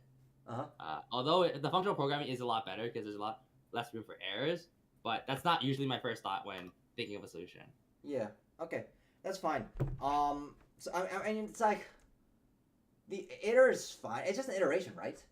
It's an iteration. And so it's like you should be able to iterate through things, and that's like I think pretty normal. So let's do this instead of like talking about this at a high level. Show me an example of one you feel like you kind of struggled with doing the delta for.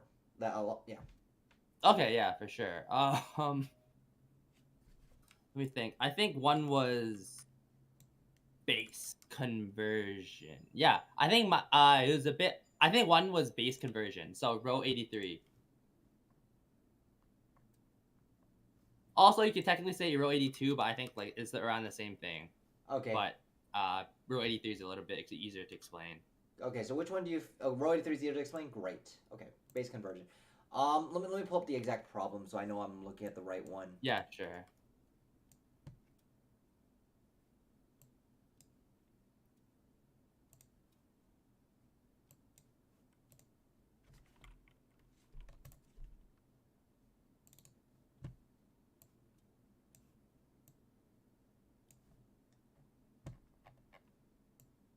Alright, so this one is the... What problem number is this? I think it's one of the second question in strings. Oh, got it. 7.2. Perfect. Okay, so... Fuck this math notation, dude. Yeah. I hate see, I'm really dumb. I can't, okay. Guess what's the position of a digit is used to signify the power of 10. Yes, 3, 1, 2, 4, 100 plus 10 plus 1. Yep, blah, blah, blah. String 1. Okay, fine. Write a program that performs base conversion. The string is input and integer is b and another b2. String represents b1. Output should represent the string in integer base b2. Okay, fine. So, for example, assume base between 2 and 16. Cool. Use A to represent 10, B for 11, and F for 15. Okay, for example, if the string is 5 and the base is 7, then the result should be A17, since 6 times 7 squared. Yes, 6, 7 times 1. 13, 2. Okay, fine. Okay, I understand. So let's see. It took about 10 minutes to come up with a pseudocode and a high-level idea. So A17 equals 1 times 13. Yeah, that's just me like trying examples. Exactly, that's fine. I have no problem with that. That's perfectly reasonable. Okay, so then 1 times 13 squared. Oh, just a note. It's okay to use calculators, right? Because I couldn't calculate 13 to the power 2 off the top of my head. I mean, that's fine. I mean, I personally, like, I get it. But, I mean, I wouldn't be able to do that either. I understand where you're coming from. It's okay, but I don't, now that I think about it, the interviewer would not ask you this kind of problem, but for now, I'm going to say, let's roll with it. That's fine. I mean, because the fuck, like, can you use a calculator and calculate math properly should not be part of the fucking interview like that, you know? Okay, yeah. It'd be like, it's like stupid to fail an interviewer because he thought there were 50 cards in a deck instead of 52. I literally like got I think I failed a question literally because of that actually. Oh jeez. Like in college, I legitimately thought there were 50 cards in a deck. Yeah. Honestly, like it all really depends too. Like, what if they happen? Do they happen to include jokers? And it's like 54 too, I think. Yeah. So it's a bit. Ugh. It's okay. I mean, my point here is that I'm fucking dumb, and even that, it's still okay, you know. So Okay. it's Okay. all good. Okay. So okay, convert a string to base 10. Okay, leftmost digit succeed blah blah blah. That's fine. Convert to the desired base. Okay, fine. Then rightmost digit mod base. Okay, leftmost digit, and with each successful digit multiply partially by.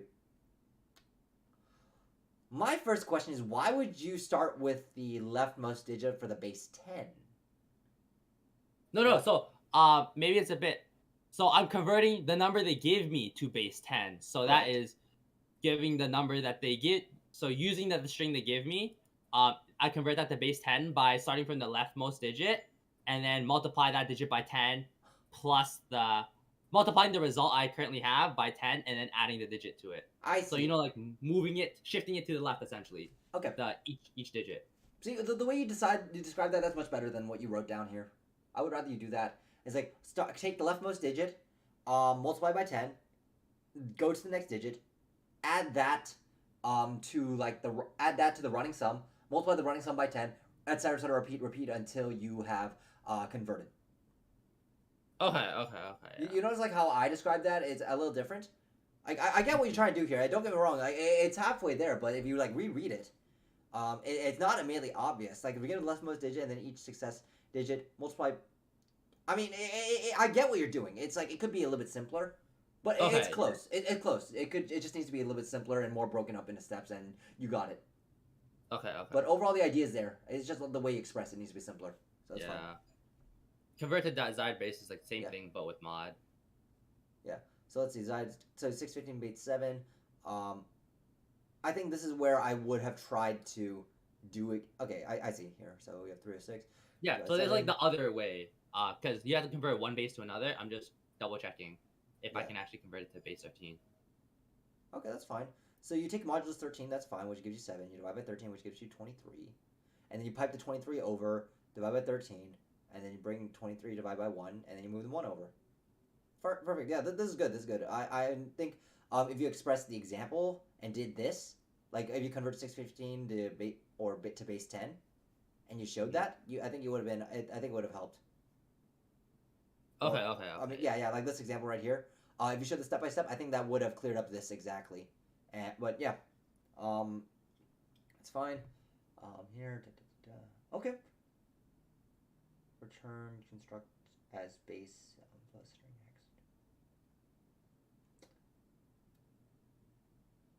next. Okay, so you're doing this recursively, fine. Yeah, for constructing the number as base. Plus Because I thought like there's a bit too many loops. Let me try out recursion. And yeah. what the fuck? It's because like from the example, it seems like I did it recursively, so then I tried to just model that. Okay. It's a bit difficult because this is like okay, originally this is actually like the solution code, but it's a little because I forgot to get the original code. But my original code is just no. I think I didn't have func tools in there, so it's just basic iteration, and I personally mapped out string.hex digits instead of finding out there's a library for it. So that was kind of iffy. That's fine. I'm personally, for me, I wouldn't even know this thing existed, but I'm okay with it. I think for me the job, I mean the string hex value of or whatever.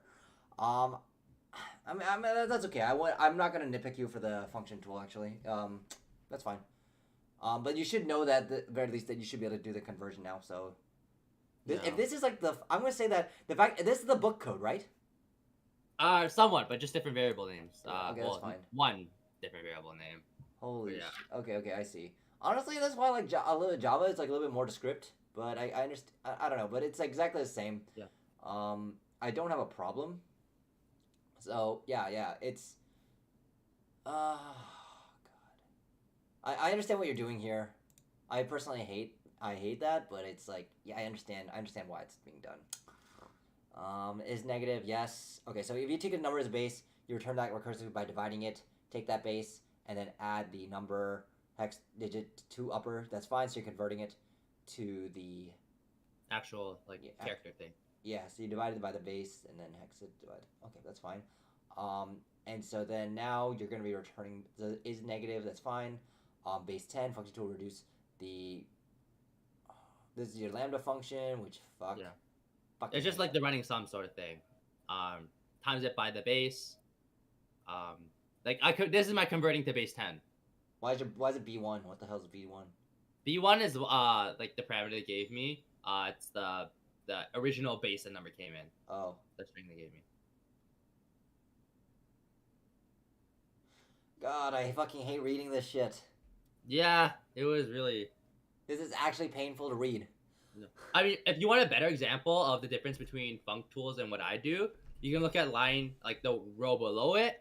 Essentially, it has my iteration, and the code for it is func tools. Like the EPI solution is func tools. That's fine.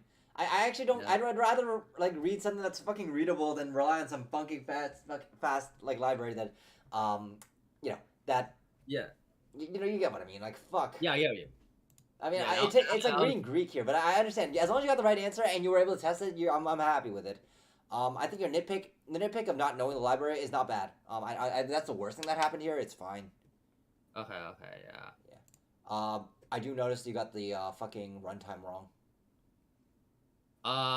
For which one? 84 or 83? Yeah.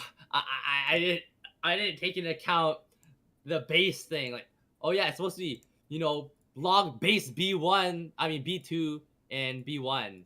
I don't know. Like, I just assume log base 2 or 10 or whatever. But I should have thought about it more because we're considering bases right now. We're doing like a question revolving around bases, so it'll probably be a lot different. Okay.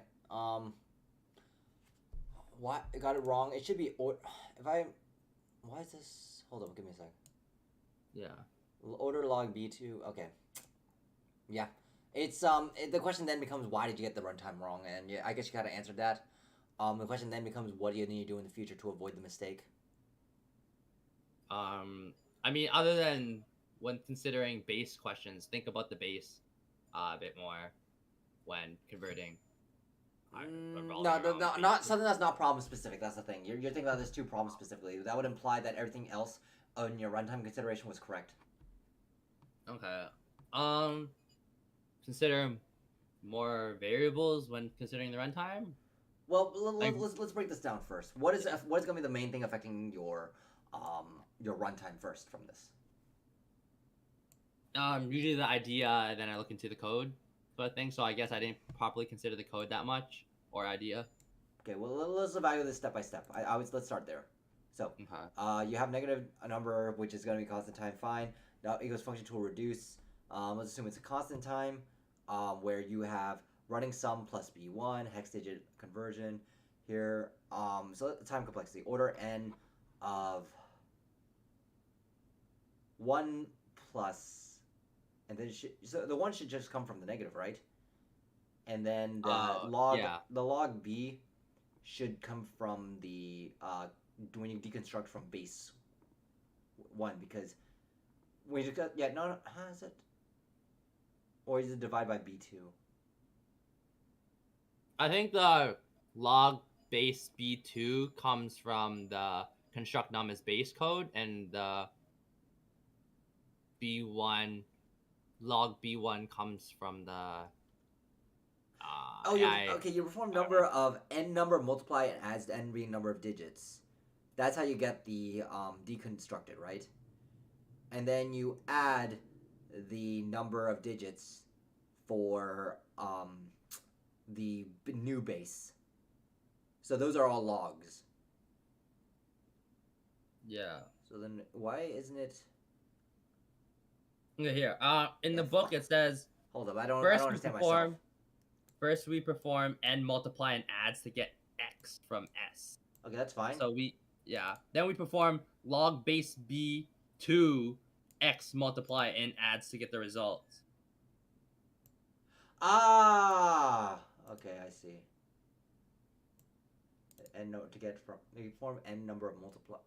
Oh, n is multiplied into this. Okay, that makes sense. N is distributed into it. So you do for n number, you do n number of multiplies and adds. That's correct. And so then now you have, we form log base 2 of x and add to get the result. Then you multiply by n for each digit. That's the number of so that's conversion rate. Okay, this makes a little bit more sense. Honestly, this is a little bit confusing and a little bit complex, but I don't blame you for this. As long as you're on the right track of thinking about the bases and step-by-steps, then I think you're okay. But I would definitely try redoing this. There's not really... It's hard to say, like, what exactly went wrong here. Yeah, I think it's just more of a step-by-step thing, and I kind of screwed this one up myself. And it's kind of difficult for me to really understand. Because I thought it would just be n, and then plus some, like, n times log base 10 of base 2 based on some value of base 1. Yes, this one was a bit difficult for me. All right, I'm not gonna harp on you for this one. It's a little bit difficult. It sounds straightforward, and it doesn't seem like okay. I mean, you have line 88 wrong as well. So. Yeah, that one was like, I had like no idea how they got to. I mean, they tried to get examples for the 2 to the power n, but. Yeah, my reasoning was a bit too overestimating it a bit. I overshot it by a lot. I don't know what. Okay, so let's walk through the reasoning. Let's first look at the code first. Yeah, sure. Yeah. Make sure that it's exact same. Did you test this? Yeah, I tested it. Yeah. Well, I tested it, but they gave me an example of it, so I just tested it. Like I just read off of it and. Like I did it in the book. I read the example in the book. Yeah, this looks pretty much right. Yeah, this looks pretty much right. I'm looking at the Java version right now, and your code, it's exactly the same. Okay, so then let's walk through the exercise. What did you not consider? Let's start there. So I didn't consider how long the next successive number would be in comparison to the first one. So that was like the main reason I think for getting the runtime wrong for that one. Okay, let's look exactly the problem statement. So look and say sequence starts at 1. Subsequent numbers are derived by describing the previous numbers in terms of consecutive digits, specifically to generate an entry of the sequence from the previous entry. Read off the digits from the previous entry, counting the number of digits in each group in the same digits. For example, 1 1 1s, 2 1s, 1 2, then 1 1 2, then 1.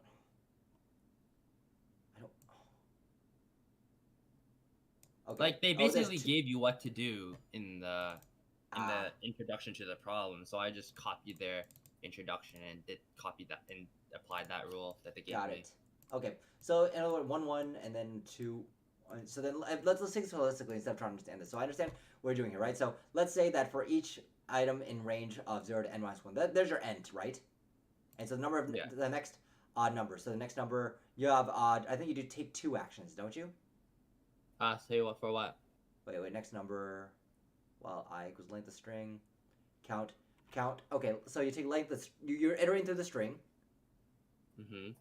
Yeah. Okay, so is n's the number of strings, right? I mean, number of characters in the string. N is the number of characters in the string, yeah. Okay. So like then, there's your n right here. Yeah. Oh wait, let me reload because I don't see what you're highlighting. I'm looking at 88, J88. J88. Okay, yeah, I see. I'm there now. Okay, let's see. Yeah, actually, I'm looking at the Java because it's a little bit easier but it's gonna be the exact same thing. Yeah. Okay, so you start off with your n, right? Yeah. And then for each time you call this, you're gonna be iterating through n. So there's second loop in there in the next number function is there's your next n. So you at least have n to n, right? So the question So then the question becomes, okay, well you have your I plus 1 string length and I equals char I s I, right? So for some percentage of your functions, you're going to be advancing I and count. Yeah. So the question then becomes, well, this actually shortens I, doesn't it? Yeah, it shortens I. Yeah, it doesn't actually compound. It doesn't actually increase. So why is it 2 to the n? Why is it 2n? Are you running string length twice? You shouldn't be. I think it comes from the fact that there's more digits in the successive number than there are the previous number. Oh yeah, you're right. You're right. Yeah. I see what happened. Yeah, because the next number that you're going through isn't just. I made the same mistake. Okay, because you're plugging once you grow the number, it's going to increase by a factor of 2, right? So it's like I thought that. yeah. So it's because when you call that again, it's gonna be twice the previous. So that's why. Yeah. So if you look at this, it's like 1, 2, 2 ones, 1, 2. You see like it grows to 4, and then to 6, then to 8. So effectively, it's just like it increases the number of because each time you have a new number, you have to make another call out, right? So you have 2 ones, right? So then you have 1, 2, and then 1, 1. Yeah. And then each time you have a new number, you make another call out. So that doubles it. That's where the 2 comes from. Yeah, that's where the 2 comes from. I didn't like look at it too closely. The example. I just looked at my code, like gave a rough optimization. I got that wrong. Okay. So then what would you say the way to correct this is? Dive deeper into the examples on why I thought. Yeah, dive deeper into the examples essentially to find out the better runtime. Like calculate.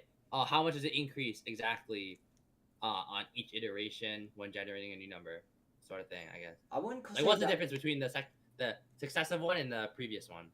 I wouldn't say dive deeper, but I would say look a little bit at the examples just to verify it. Yeah. If it makes sense. I mean, I can see why you might be careless about this, but then double check with the example because if it's like end to the end, then the thing is that you would assume that the string is going to be static. So, yeah, it's not terrible, but I think it's a little bit of a trick question in that regard. It's not terrible, but looking at the example's not a bad idea either. Other than that, I'm not too disappointed in what you did. It seems like you get most of the answers right, actually. Yeah, generally, but I feel like it's because, I don't know, for generally strings and arrays, it's not too bad with them until we get to the more complicated problems, like the LeetCode hard stuff, and that becomes like really iffy.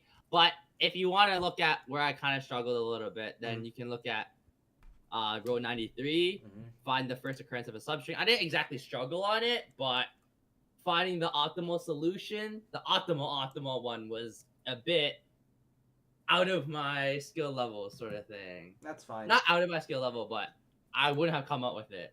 I don't even know what Raven carp algorithm is. They can go fuck themselves to do that. Yeah, honestly, like when I was reading it, you're like, what the fuck? Why are they talking about whatever cart? I'm like, how would I know this? Yeah, no, it's fine. You don't have to know that. As long as you came up with an answer and then you kept trying to work out how to improve it, then you're fine. I don't know. Did you try getting better? Yeah. Well, I got a naive solution, and then I was like, okay. I addressed an inefficiency, so that got me the sliding window version of it. Yes. But then the rabbing cart, what really got me a little bit frustrated was the rabbing cart solution was like just one step ahead of this. Mm-hmm. If I addressed more inefficiencies, then I might have gotten it. Okay. So that was a bit frustrating. Right. So it's about the mistake you made was not pushing the optimization far enough. Yeah. So like the optimization they did was essentially instead of comparing s equal to the window that I made, make a hash for it, like a signature, and then that would essentially be the Robin whatever cart thing. Okay.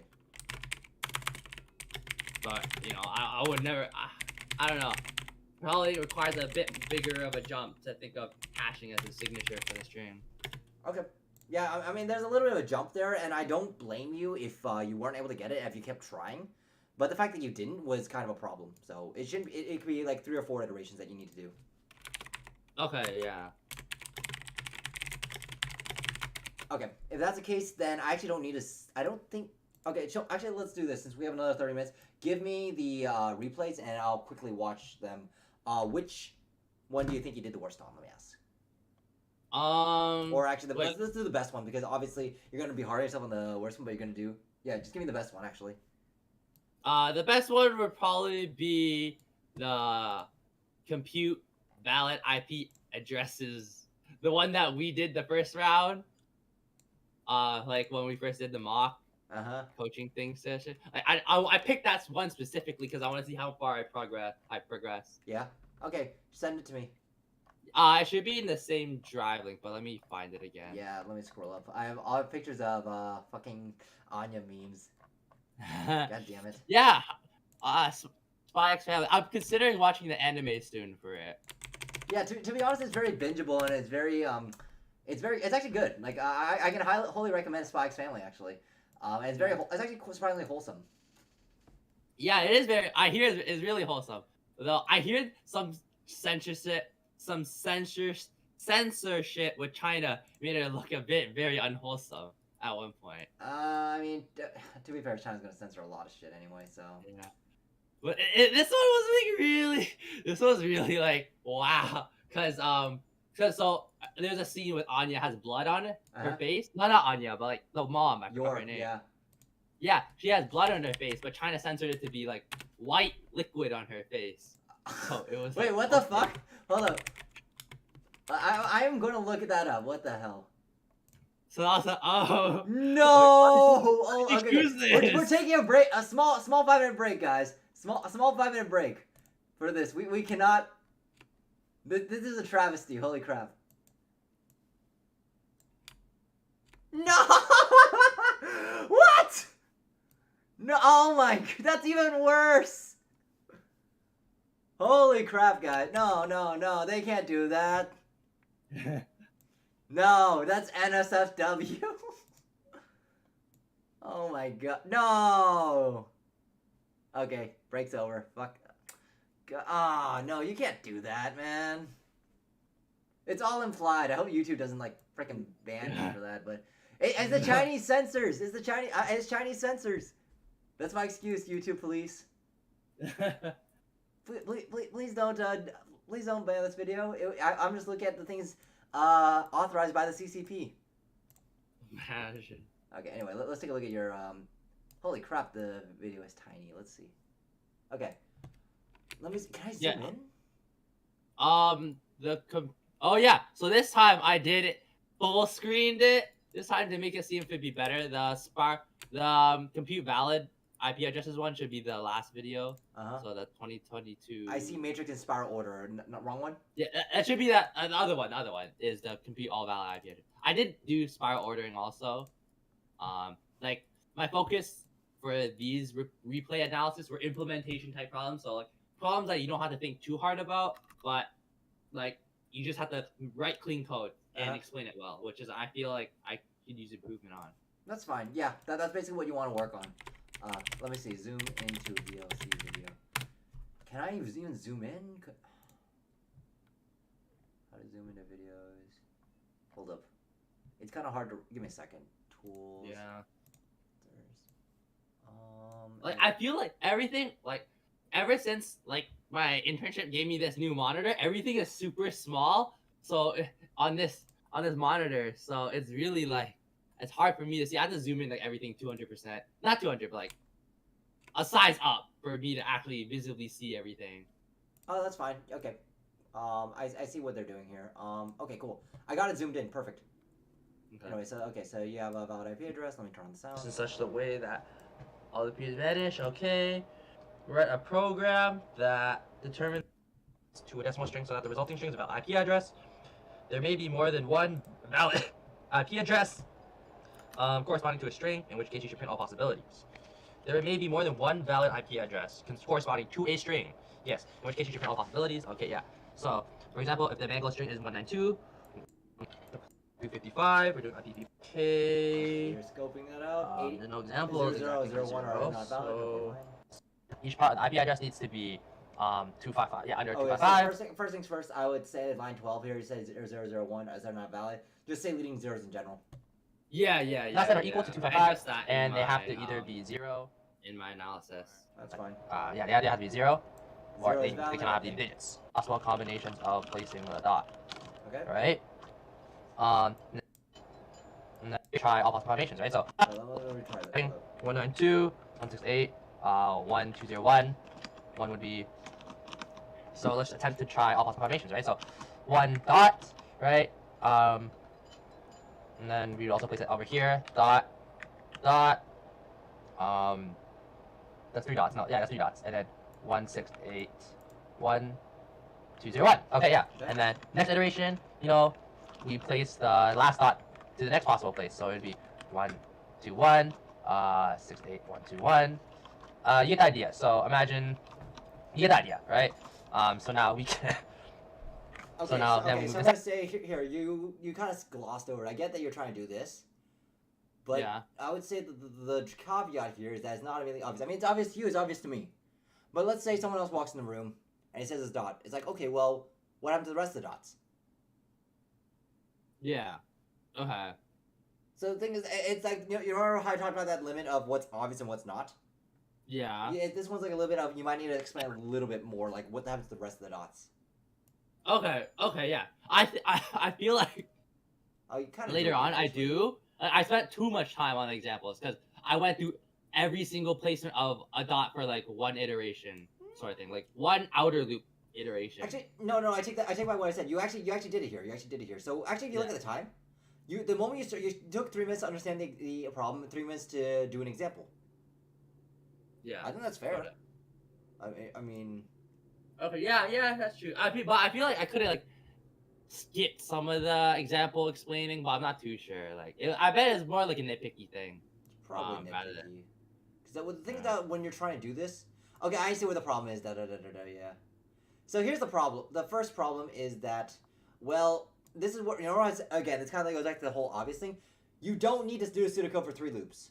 I'm gonna say at this point, you already knew. I think you can express this idea pretty well, and I think I'd be okay with you just verbalizing this part. You see the where you go from 930 to 36, and you do those 3 loops. Yeah.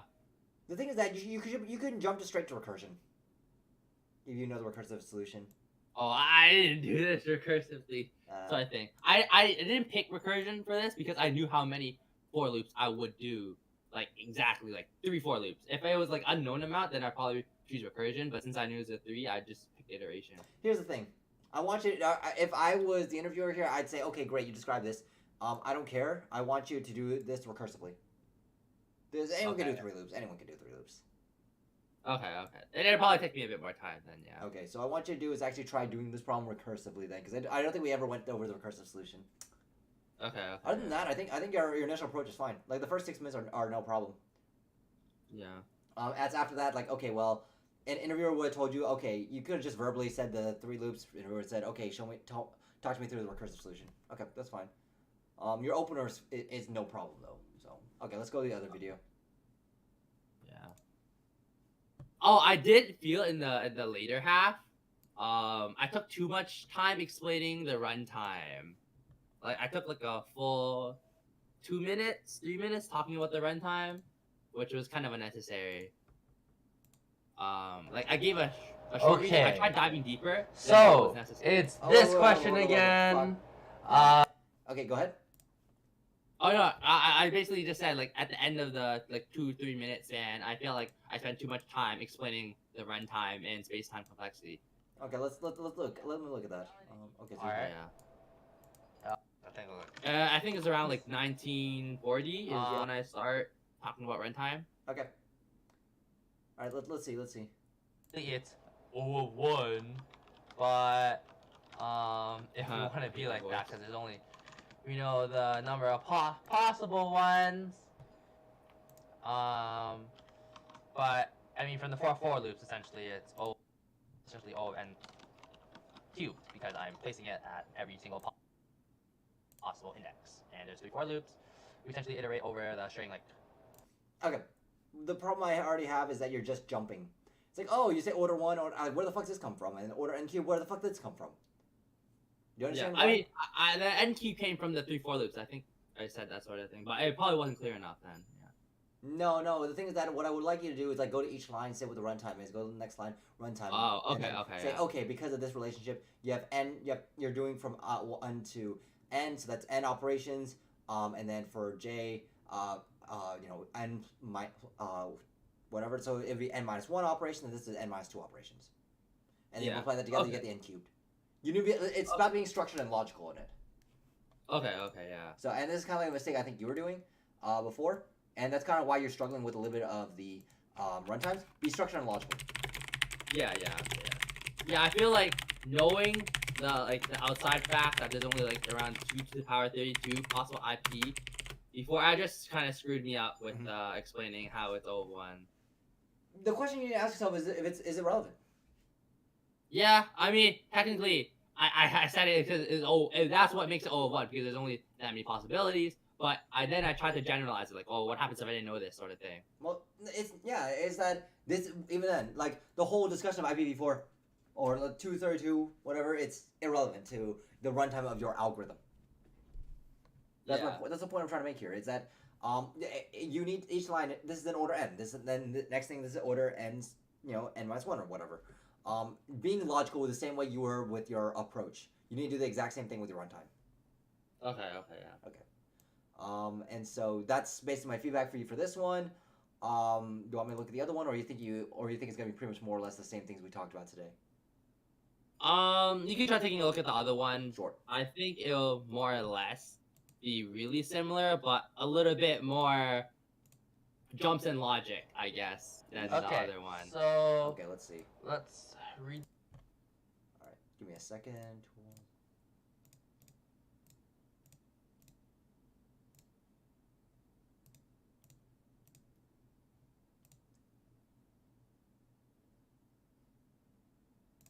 Okay, so you A made 2D few jumps array in can logic. Where did you make the jumps in logic? I feel like I made the jumps in logic after I wrote a certain line, but I don't remember. I wrote after I wrote the every visited entry becomes infinite. If infinity not valid, have a visited set which contains coordinates of visited entries. I think I put that line around 8-minute mark, 8 to 12-minute mark. I'm not sure where in between there. Oh, 12-minute mark. It says I got insight to remove several for loops, make clean code. So yeah, maybe around 11 minutes, I got the jump in logic. Okay, let me see what you did up until now. Okay, bro. One loop for each direction left. Okay, so you did 4 loops. Another 4 loop for traversing layers. Okay, I get it. So you have the outer layer, and then in that, each visit node becomes. Well, my first question is, why do you need infinity? I mean, infinity was just a placeholder for like a value that we know we should not be seeing in the matrix. Why? I originally thought like, hey, yeah, I could do negative infinity. I could put like -1, but just in case. Well, the question is, why not just stop it with your loop? Like instead of like, oh, let me overwrite the what's it called the number. I get why you're doing it, but then I'm overwriting the number with infinity. What if the interviewer said no? Then I'd ask them, hey, is there is there a value that we for sure will not be seeing? Otherwise, we have a set which contains the coordinates of visited entries. Nope. And I addressed that too. Nope. Also. Nope. Did you hear me? I said nope. So I'm saying you're not allowed to. You're not. All numbers can be represented, even infinity itself. Yeah. Then I just said, okay, well, let's just have a visited set which contains the coordinates of. What if you cannot allowed to do that? Entry? Huh? Well, that's obviously inefficient because you're holding memory. So what if I told you to not do that?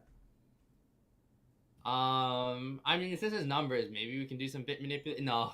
You're still using. Then we that every number is unique. Nope. Stop trying to be smart. Stop trying to be smart. It's a very simple answer. I got no idea then. I don't know. Well, because you shift the bound, you say 1 for each traversing layer, right? Yeah. Why not just bound it by that traversing layer? Okay, yeah.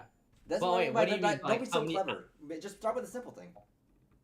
Okay, yeah. So, it's like when you start from left to right to top to bottom, blah, blah, blah. Well, then now you're traversing layers, right? All you have to do is just change the starting points and the end points. And just have your for loops just be limited by that. Yeah, I was having trouble, like, how do I traverse a layer? Do I just go down, right? Like, I tried the down right. Like, I said, maybe I'll try going down right to traverse the inner layer. I said that'd be okay, but then I moved on to like a more simpler solution because I didn't understand too well the traversing diagonally. I don't understand, but let me explain to you how to do this, and maybe it'll click. So, in other words, 0 to 4, 4 to 14, blah, blah, blah, right? Yeah. So you start at index 0, and then you go to index n-1, which is n-1 being the size of the matrix, right? Next thing, then when you go through the layers, then you start at index 1 to n-2. Yeah.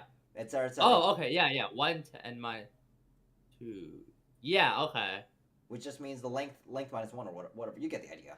Yeah. My point is that it's just changing where you start and end the indexes. Yeah. That's so you didn't understand how to traverse layers. That's basically you need a better way to do Yeah. it, and you didn't think about just shifting the starting and ending index. That's basically what it comes down to.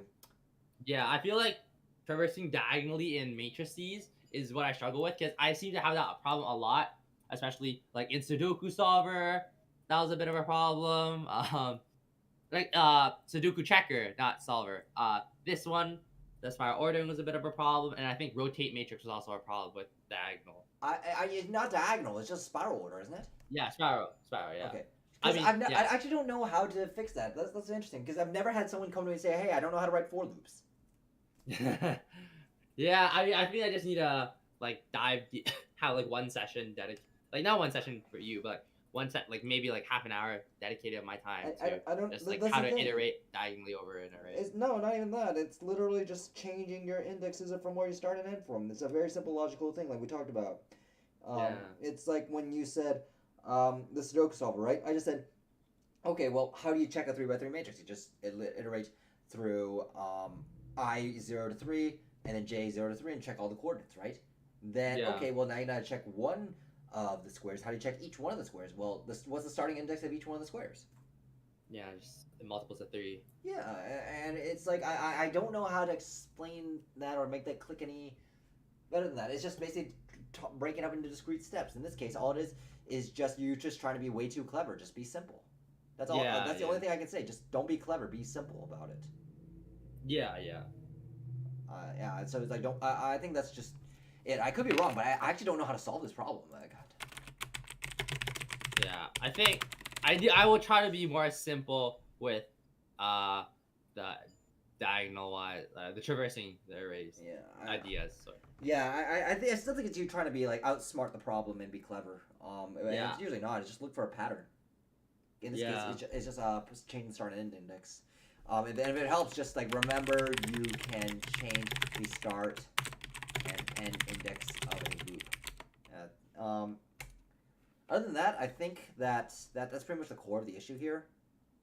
I mean, your answer, the way you did it, like, oh, you failed. Wait, pass. Unhandled exception index error. Ooh. Oh yeah, that was just one typo, and yeah, just like a typo I didn't address too much. Okay, and it passed. All right, it was like a small typo. Okay, that's fine. It's a small typo, okay, but Yeah, there's like 2 errors. One because I got the order wrong of a pen. I should copy the result before changing it, then copying. I should copy the result before changing it is one error, and then the other error was typo. okay. I mean, your naming convention's okay here. I think yeah. Next X, next Y. Direction 6 1. Yeah, the book did like instead of directions they did shift. So yeah, it probably would have been a bit better. Yeah.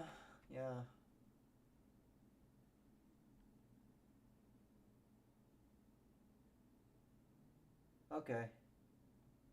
Yeah, I'm not too disappointed by it. I understand what you're doing here, but I think mostly it just comes down to that. Just comes down to the loop thing. Yeah. I feel like and you took an okay amount of time here. I think it doesn't look like there's any other red flags. It's just really just that. All right. Okay, yeah. Yeah. That's basically all I got for you. I don't really see anything else. Any final questions? No, I guess that's it for questions related stuff. Okay. Like just the videos, yeah. All right. If that's the case, then keep going on doing your thing. We're gonna, if you want to, feel free to take a snap at DP because I'm probably gonna have to explain to you, probably. Okay, yeah. Yeah, what chapter should I do next, sort of thing? I didn't know what to do after strings. So I went to LeetCode to try out some Google problems. Okay. I mean. Okay. Start dynamic programming on Grokking. I'm grokking. Okay. Yeah, because I get the feeling you don't know how to do it. Like the specific DP course or the tiny little section in grokking with coding interview sort of thing. The tiny little section is repeated in the big section, so why don't you do the big one? Okay. Yeah. Don't worry. And I really want you to do the same exercise of like, how do I actually understand DP? How should I think about it, etc., etc. And remember, I think I mentioned this in a previous stream to M, but basically the idea is that all it is just recursion with memoization, reusing results. So I want you to just try to get a feel for that. Yeah. Okay. Yeah. I feel like I do struggle a lot with the bottom up, the tabulation part. Okay. Too. That's fine. At least give it a shot. Try grokking for a little while, and then I will see you for the coaching session on, I think, Thursday, right? Yeah. Is it Thursday? Thursday? Oh, you have practice diary check on Thursday, and coach on Friday. Friday. Yeah. So I'll see you on Friday then. For that, give it like a few days with a practice diary, and let me know how that goes. Okay. Yeah. So wait, just try out DP on grokking. Yep. Yeah. Okay. Should I get like another chapter of EPI, or is that like No. okay for now? For now, just focus on DP because I get the feeling it's gonna take you a while, and you might want to keep a practice diary for what you do on that as well. Okay. Yeah. For sure. All right. Yeah. Sounds good, man.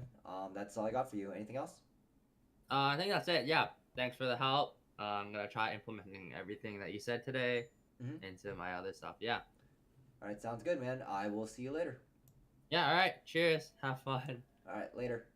Yeah. Okay.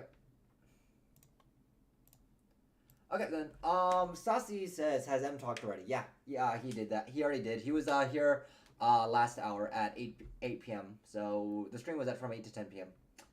So yeah, you can watch you can watch the previous hour, and he's there. And I mostly went into how to think about the object-oriented design and code interview. Simple says, I have a Microsoft interview coming up in 22 days for system design, and you haven't done system design. I'm going to tell you no. 22 days is probably not enough time, unless you dedicate full, well, maybe if you dug really hard into it and you had this previous exposure to this method of thinking of like growing and iterating through your problem, you should be okay. But if you don't have like the proper background, then it's gonna be very difficult. So my immediate answer is probably no. Simple says, I had the same problem. I always try to outsmart the problem and jump to an optimal solution immediately. Yeah, the problem with doing that is that there's too many holes. There's always gonna be something you didn't think about, and if you didn't think about it, it's gonna come back to bite you, and your code's gonna fail. So don't always, like the most brilliant solution that's immediately available to you is almost always not well thought out. Now, if you can prove it, it's almost different, because then you should be able to say, oh yeah, based on these basic components, this is the optimal solution to the problem, and you can grow it. Yeah, I'm a full stack dev, so I've built a few apps from scratch, so I have a tiny bit of system design experience, I think. Yeah, that's not the problem. The problem is not knowing the components. The problem is justifying the components. Why should you use one type of database for another? Why should you use one type of sharding versus another?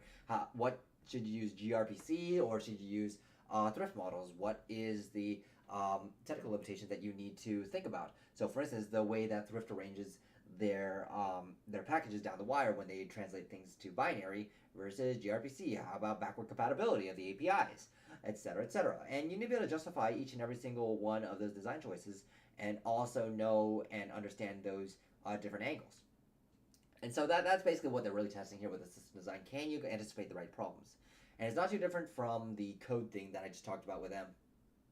So that's why I think that system design is really misunderstood by people. It's really the exact same thing as the leak code style interview. It's just asking the exact same thing and doing the exact same thought process, just with different components. Instead of using hash maps, you're using databases. Instead of using instead of using like stacks, you're using load balancers, and you're just trying to justify why those should be there because when you throw people at the problem, where's the most likely issue going to occur, and you can try using the cap theorem to try and figure out what you want to prioritize and what you want and what you don't. You're in danger then. Sorry, bro, just being honest. I ain't trying to sugarcoat anything here. If you want to sugarcoat something, you can go to any other tech YouTuber, but not me. That's why I get results, and that's why I can stream these results to you guys. Look at him. He got the Microsoft offer, and we'll go over the numbers once he gets the Amazon offer and he negotiates. Hopefully, he gets the Amazon offer, but yeah. Nah, you good. I appreciate you, bro. Thanks, man. Yeah. So with that, it's almost 10 p.m. here. I am very hungry. I'm going to go eat. So thank you all for joining me. I will be streaming on Friday the Jay's coaching session, and I'll be streaming on Saturday M's coaching session. So thank you all for joining me. Follow me on my socials, Discord, Twitter. Links are in the description down below. And if you guys need coaching, you can book me for interview coaching at eachhandtech.com. You can also pop into the Discord, ask me any questions. I'm pretty responsive on there, and there's a lot of other people who are my past clients who can also help you out. Until then, thank you all for joining me, and I'll see you all next time.